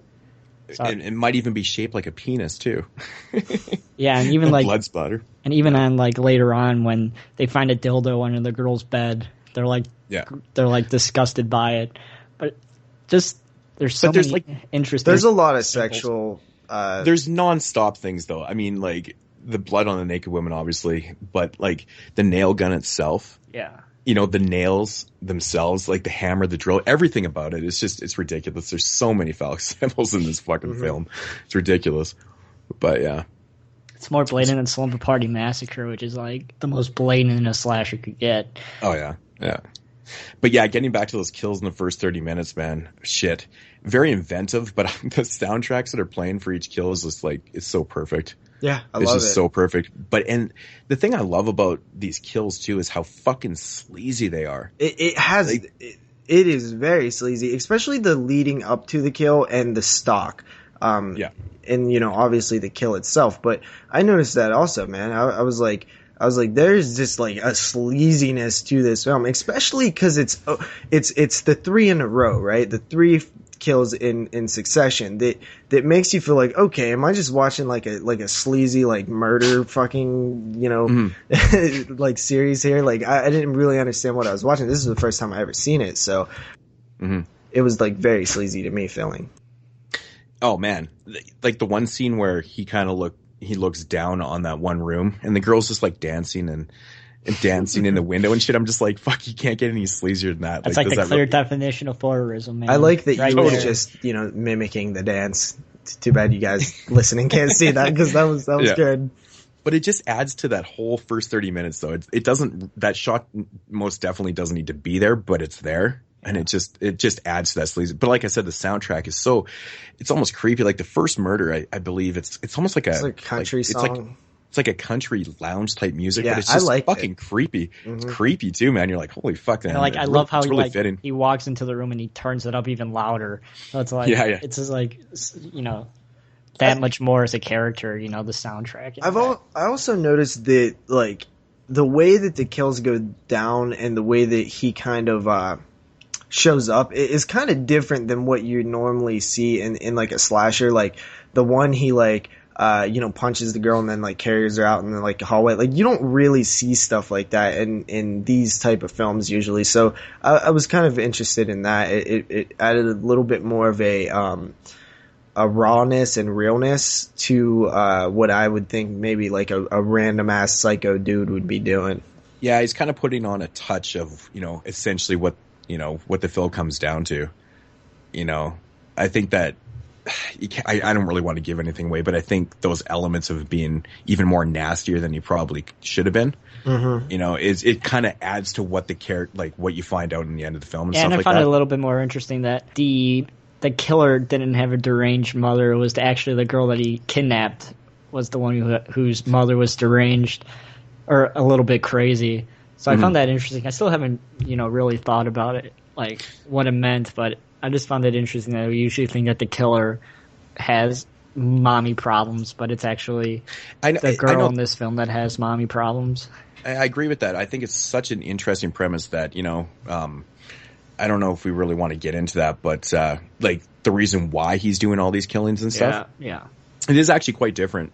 But yeah, I don't know, man. I think there's so many elements in that first 30 minutes that are just fucking so badass, man. Like the way these girls they go down. The girl, the one girl that he's shooting around the room with the fucking nail gun and shit. It's vicious. Yeah, it's so very vicious. The first kill too, when he just jabs her with the drill, I was like, oh shit! Like, what am I watching? Like, because I never knew this film was like this. Like, I thought it was just like another like standard. I didn't know it was like this sleazy or anything. Like, so I was really surprised coming to this one. I'd never really heard anybody talk about this one. So I was really surprised by this one. I want to say this movie is actually still banned in the UK. Yeah? I don't think they have an uncut version ever released of the Toolbox Murders. This was one of the original 39. And it's basically because of that first 30 minutes. Yeah. Great. Essentially first 30 the film. minutes. Yeah, the first 30 minutes. It's funny because we keep going back to it.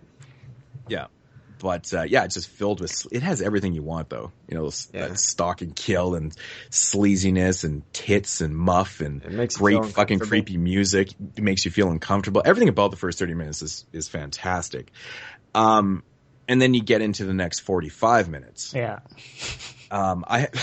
This movie is basically to me, it's almost in thirds. Yeah. It's like three different fucking movies. The first 30 minutes is just batshit crazy. The next 45 minutes is a lot of investigative stuff. And then you got the boys and they're going around cleaning between up Greg shit. Brady and his brother. You got a lot of that going on. And then you got, the detective talking to Greg Brady and shit like that. Like it to me, it's way too long. Like 45 minutes of this, I think some of those scenes definitely could have been cut down but in my opinion, those 45 minutes, they're tolerable though. Yeah. That's the odd thing about that 45 minutes is that, I think for the first 15, 20 minutes with the investigative stuff, you're kind of going, okay, but really nothing happens in that 45 minutes, but it's still passable. Is that right? Yeah, I do want to say like my big negative real quick. And this one really kind of hurt the film for me. I mean, the fact that first of all, the first 30 minutes is the peak. That's a problem. But the thing I had was actually with the character, and I've never liked when the crazy character, the psycho, can turn it on and off, because the way they act when they're being crazy is completely different than the way they act when they're not being crazy. Which Norman Bates doesn't turn it on and off. Hannibal Lecter doesn't turn it on and off. I like Michael Myers doesn't. I see what you're getting at, though. Yeah, I always hate when it's like they're two different characters almost. There's the normal one, and then when he's being crazy, and it's like it doesn't work like that. Like Norman Bates always has this level of crazy to him anytime he talks. And this guy it's almost like silly, It's like over the top. I thought they revealed the killer a little bit too early in the film. I actually like that they did that because I was expecting a whodunit and it wasn't. Mm-hmm. Yeah, it's about right at the midway point. Mm-hmm. Yeah, it's like not even that far. And I like how they did it with the showing the toolbox and stuff. I like that reveal. Something different. I thought it was just going to be a guy that had the same toolbox. That's what I thought initially too, because I was like, they're not going to reveal the killer already, are they? But they did, and I was like, all right, it's something different. They always, most times that's not the case, so I accepted it. But I think revealing the killer in the middle of the film, kind of sets up, the last, the last, I guess 15, 20 minutes. Mm-hmm. The conversation between the killer and the and the kidnapped girl is fucking out to lunch, man. And he's like, Daddy, talk to me. I was like, what the fuck is going on? The questions are kind of crazy, but the answers that she's giving him are fucking nuts. Did you guys listen to those answers, man? Mm-hmm. Like, it was crazy. Like, the conversation was so intriguing, and it kind of brought me back into the film, after this 45 minutes of basically really not a whole lot happening. But when it gets into this and he's talking to her and she's answering and he's asking her about death and she's giving these weird fucking answers, and man, dude, I thought it was really, really entertaining and just odd. Yeah, but she was in control, right? Like she was playing him. Like she was manipulating his emotions. Yeah. completely. But her answers were awesome. Yeah, I liked the script. It was good. It definitely. I remember specifically hanging on each statement and looking for what she was going to say next. Like I do remember that being a really interesting part of the film. Overall, like I feel like if the film kept at the same pace that it started at, man, this would have been like one of the best. But unfortunately, I do think that the after that 30-minute mark, it does decline a bit. I still really did enjoy this one, though. I was really surprised by it because I had seen the remake first. So I was expecting more along the lines of that film, which we'll get to it later, but these films are completely different. I was pretty surprised, man. Yeah. It's a very odd film for its time too. I mean, there's nothing like it. 78 and having a structured film like this, it goes batshit crazy, basically into like a cop drama, and then in the third part of the film, it's like a psychological thriller type thing. It's just such an oddball fucking movie, but, and I do have a little bit of issues with the ending. I don't really want to say too much about it, but I think it's a little abrupt. I like the abruptness though. I think it was kind of fitting. I think the scene where, I can't really say anything. Yeah, that sucks. I thought that was kind of a final, epilogue, I guess. And I thought that was worded weird and stuff. I was like, it's not even that. It was like, it was leading up to that and like just how they didn't show something. You know what I'm saying? Like I had problems with that, like big time. I just thought that didn't really fit for the tone of the film. I think it should have just instantly went back to that first 30 minutes and just been fucking nasty and kind of get that and bring you right back into what you just, what the whole thing was about and stuff. And then kind of leave you with that epilogue and then it'll be like, okay. Yeah. I liked that shot though, like the final, like part of the film, like the very, very end. Like I liked the shot of, right before the epilogue and stuff. I thought it was pretty cool. But another thing that I forgot to mention was, the one character who I felt like played crazy bad. There's actually a second character that plays crazy even worse because it's even way more over the top when they become crazy. I know. So yeah, I mean, that really bugged me. Yeah, he just turns on a dime though. Yeah. Which is, Buddy figures out something and Buddy turns on a dime and it's like, really?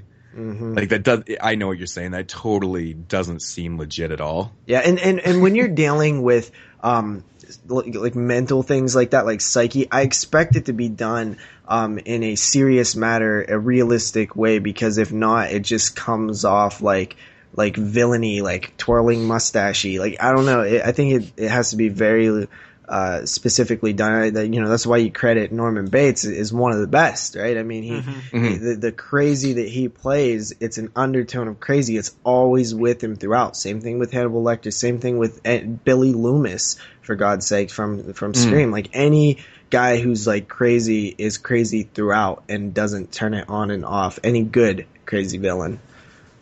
Mm-hmm. Yeah, man, I guess we can't really talk about like the actual explanation for why these murders were happening and stuff, because I think a lot of people might actually miss the point of why the killer was killing those specific women and stuff. Like there is a point to it. Like I think some people do miss it. I might have missed it. They might have been looking more towards why he kidnapped the girl. Which is kind of it's kind of an easy one to figure out why he kidnapped the girl. Yeah. After the show, we'll talk about it a little bit more. Yeah, there is an explanation there, and it's actually quite a good conversation. I've thought a lot about this since I've watched it, and there is a lot more to the end of this film than people probably give it credit for. But yeah, we'll talk about that after. I don't want to spoil anything for anybody that hasn't seen the film. So, but yeah, I think the end of the film does have a little bit of issues, but there is a lot more kind of, I don't want to use the word subliminally because it's not subliminal at all. I think it's there in the material, but yeah, it kind of saves it for me a little bit. The more I think about it, the more I really do like the film. I just wish there was a little more substance in the middle of the film, a little more of what we saw in the first 30 minutes. I think if you execute something, if you peak in the first 30 minutes of a film, chances are you're not going to be able to recover. Yeah. So, but with that said, in my opinion, I don't find this film to be that bad at all. I think the performances are great. In my opinion, I think Cameron Mitchell does a good job. And you have to give it credit that you can't say that it came out during a time where slashers were oversaturated, because it came out in 1978, the same year as Halloween did. So it's pretty. Slashers weren't even a thing yet. Yeah, so that's the thing. You can't say it's a generic slasher, because it came out way before all the other generic slashers came out. So. I mean, fuck, man, we can't say generic at all. I mean, the structure of this film is so different than barely any other films ever do this, even nowadays. Like, go so quick into it and then slow down and then do this. And then it's a really unique film in that aspect. So, but yeah, so I don't know what else to say about the film. Ratings? What do you give this one? I give this one a 7.5 out of 10. Nice. I give it a 7 out of 10. It's definitely one I want to explore more. We've been talking about it. I think there's a lot of interesting things to say about it. Yeah, I also give it a 7.5 out of 10 too. Like I said, the middle part of the film does, it doesn't completely ruin anything for me. It's just, I think it's could have been just chopped down a little bit. You guys know what I mean. So that gives us a combined rating of 7.3. 7.3. How the hell does that happen? 7.5, 7.5, 7 divided by 3. Yeah. Okay. So that is the Toolbox Murders from 78. And then we move along to the Tobe Hooper remake in 2004. Toby, what are you doing, Toby? What are you doing? Again, this basic. Do you want to do what's going on in this one? You do it. Actually, the premise is the exact same. Basically, we got a bunch of people getting picked off in a. I guess by now it's like a real famous, real history-filled type historic landmark hotel or something. Hotel, yeah, apartment building complex. But this time around, you have a couple that moves in, and she's getting pretty curious about certain things that are happening in the building and whatnot, while these people are getting picked off, and essentially that's what it is. There's not really a whole lot to the plot of the film. The only thing different is it is a bit more supernatural. Yeah. We'll get to the whole end of the thing. The interesting thing about this movie, I don't know if a lot of people noticed, but the opening scene is Sherry Moon. Yep. She's the first victim in this film. Oh, yeah. Yep. I didn't even notice that. That's fucking crazy. Really? Yeah. I noticed that right away. I didn't notice. Now that you mention it, I noticed, of course, but at the time, no. I actually hadn't seen this movie since 2004. I bought this movie when it first came out, and I literally haven't watched it in 10 years, and I fucking didn't even realize back then. Wow, 10 years. I wonder if there's going to be a 10-year anniversary DVD special edition coming out. So as soon as the movie starts, I go, holy shit, I know that voice. And I look, and I'm like, fucking Sherry Moon, crazy. It's so obvious with the voice, too. Now, I'm just picturing it now. That's fucking crazy. And once again, in my opinion, I think the best kill of the entire film is pretty much hers. Mm-hmm. Definitely. It kind of peaks right there. The interesting thing about this, the first 5 minutes. First 5 minutes. Like there's no backstory in this at all. In the beginning of the film, it just kind of gets into this film, which was kind of disappointing. The first one was billed as like a true story. I didn't really look into the history of it, but I think it actually does have some ground on that true story, telling the story. I think something like that really did happen. I'm not sure. This one it doesn't could be do that. It could be just based on events or something. Who knows? But yeah, this one doesn't start with anything. It's just people in this place, and that's kind of an off-putting thing right there. Because, you learn things towards the end of the film, but it's like, okay. This movie has major fucking plot holes. Yep. Major plot holes. I mean, not showing anything at the beginning just proves that this one is really not going a whole lot of places. No. I was so disappointed it wasn't even. I feel like I watched them like back to back. It's like, oh, okay, Yeah. you know. Okay, like, I will start with some of my pros to this film. I really did like the dark approach that Tobe Hooper took to this film. He didn't make it sleazy, which I mean, obviously I love the sleaziness in Toolbox Murders, but this one is not sleazy really at all. The movie is not only dark in approach and like kind of tone, but it's actually dark in like visually. Yeah, that's what I noticed. That was actually one of the main things that I liked was the darkness of it. It wasn't just, you know, lighting wise dark, had like a musty, damp, old building feel. And that was captured really well. That would, you know, Mr. Hooper correctly did that. So I really honestly loved the setting. Like you just touched on that. The building looked awesome. It actually felt kind of like old and authentic. Yeah, really historic. Like it felt like it would be a historic, like landmark type thing. Yeah. And I think a lot of that has to do with the low lighting though too. I think it just kind of creates this kind of natural atmosphere when you dim the lights. It just feels right. You know what I'm saying? Like you just kind of feel like it should be like that. But I don't really know what else to say about the positives in this film. I will say that I don't have a whole lot of positives. I have some negatives if you'd like to hear those. Go ahead. One is I felt like everything was just a bit too. For example, the owner was a bit too slackery. The creepy weird guy with the hair in front of his face was a bit too creepy weird guy with the hair in front of his face. Well, yeah, he's just too fucking obvious. I mean, seriously. Yeah. Who looks like? I mean, that's ridiculous, man. It really was very accentuated and, like, come on, and what kind of fucking name is Coffin Baby? Well, okay, so... what was the caretaker's name again? It was Ned, right? Yeah. Yeah. Yeah, his name is actually, so it was Ned, just like the first one. Okay. Yeah, man, the first time you see him in the film, you're like, seriously?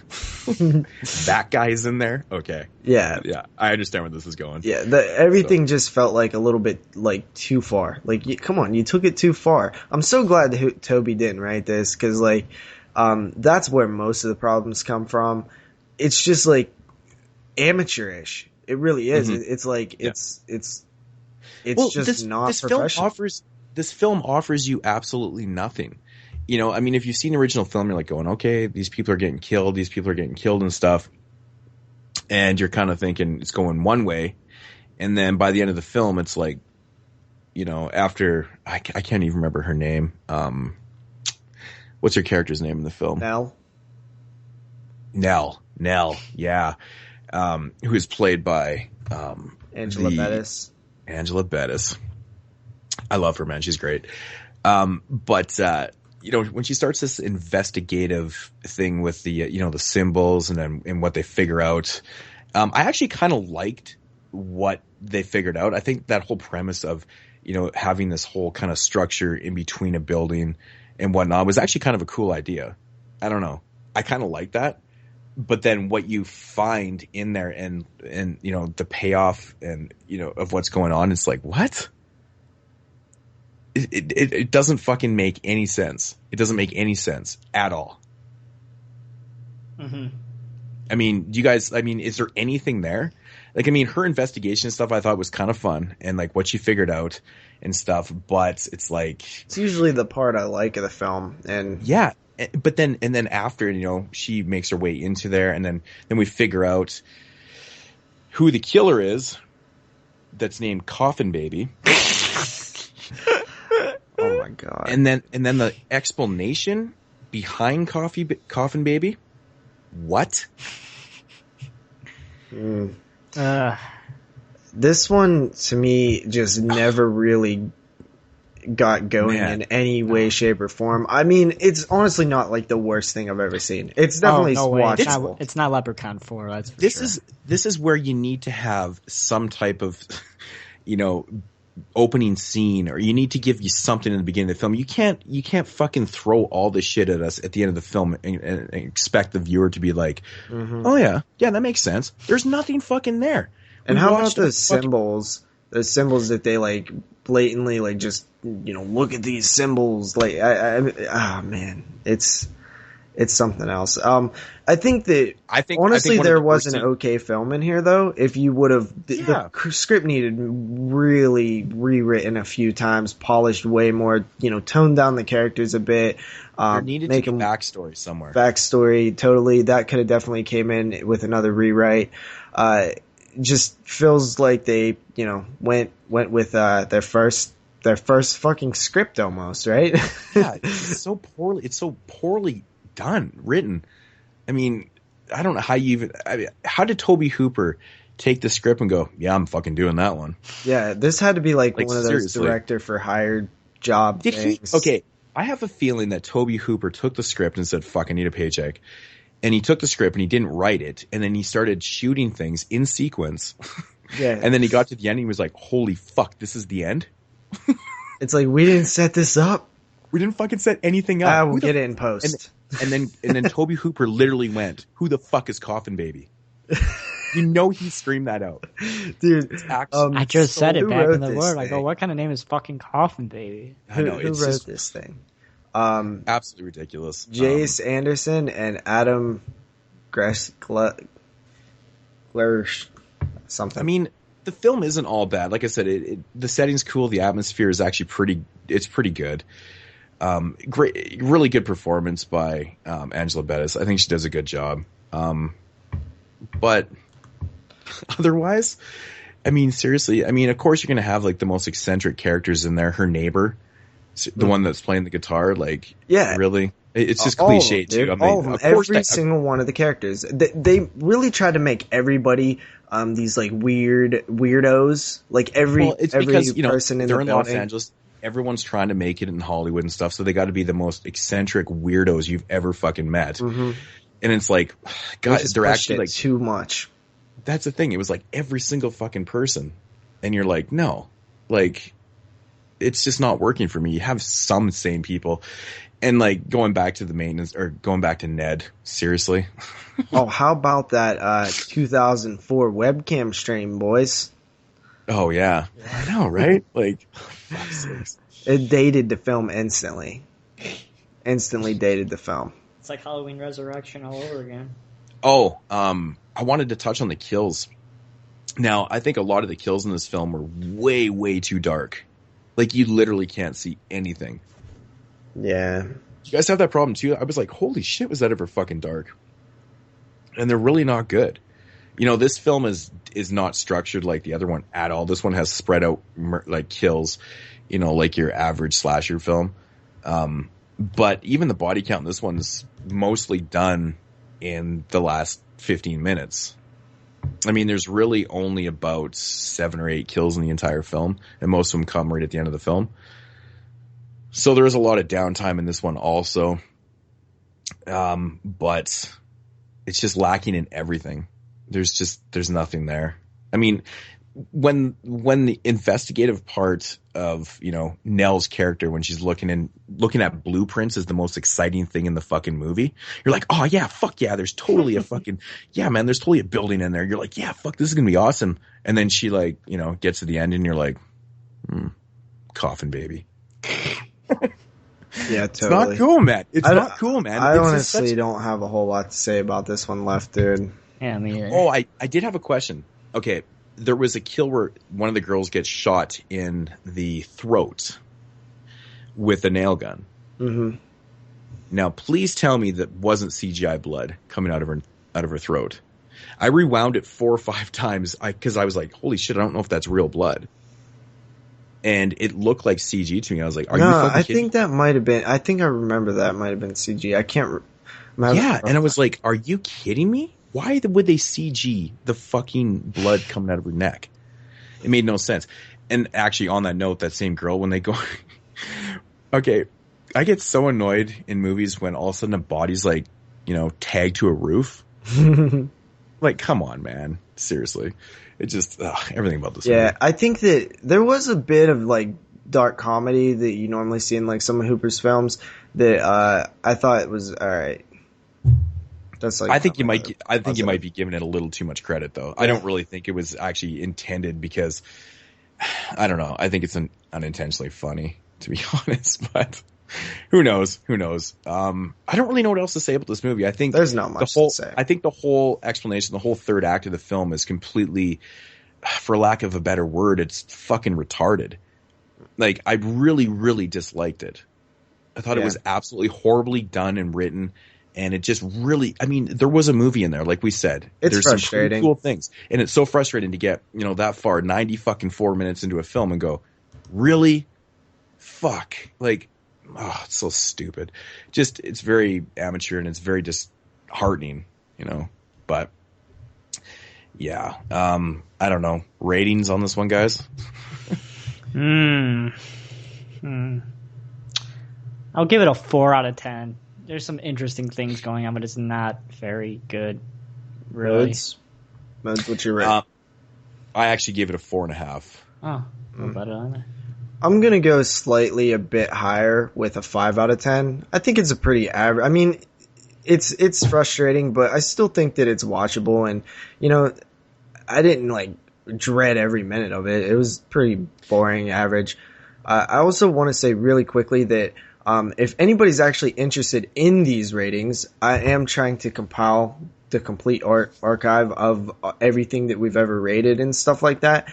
And the whole Hall of Fame thing that we kind of talked about, that is why I'm doing it. Because I've noticed we have found our first Hall of Fame film. I'm going to wait till I get to the part where I need to be to confirm that. But essentially any film that a combined rating between us three has been 28 or higher, it will be entered into the 22 Shots Hall of Fame. And that's kind of what I'm doing right now. But there will be a place where you guys can all look at, in alphabetical order, any of the ratings that we've ever done. I think it's kind of cool to have them all in one place, that you can just reference it. Yeah. Is that it? I think that is going to do it. So, Jeremy, you want to throw out the intro? Of course. Or the outro. So, thanks everybody again for listening to the 24th episode of the 22 Shots of Moodz and Horror podcast. If you want to follow the man Moodz himself, you could do so by clicking the subscribe button down below of this video. Or if you're listening to us on the devilseyes.com, you can follow him at youtube.com/Moodz616. If you want to follow JP, aka the man who hates Pee Wee Herman, aka who picked the Colts over the Eagles, you could do so at youtube.com/Moodz616. No. Double shot J. God, it's fucking late. Yeah, and if you want to follow me on my YouTube channel, you could do so at youtube.com/NESRoar22. Damn it, I did it so good last week.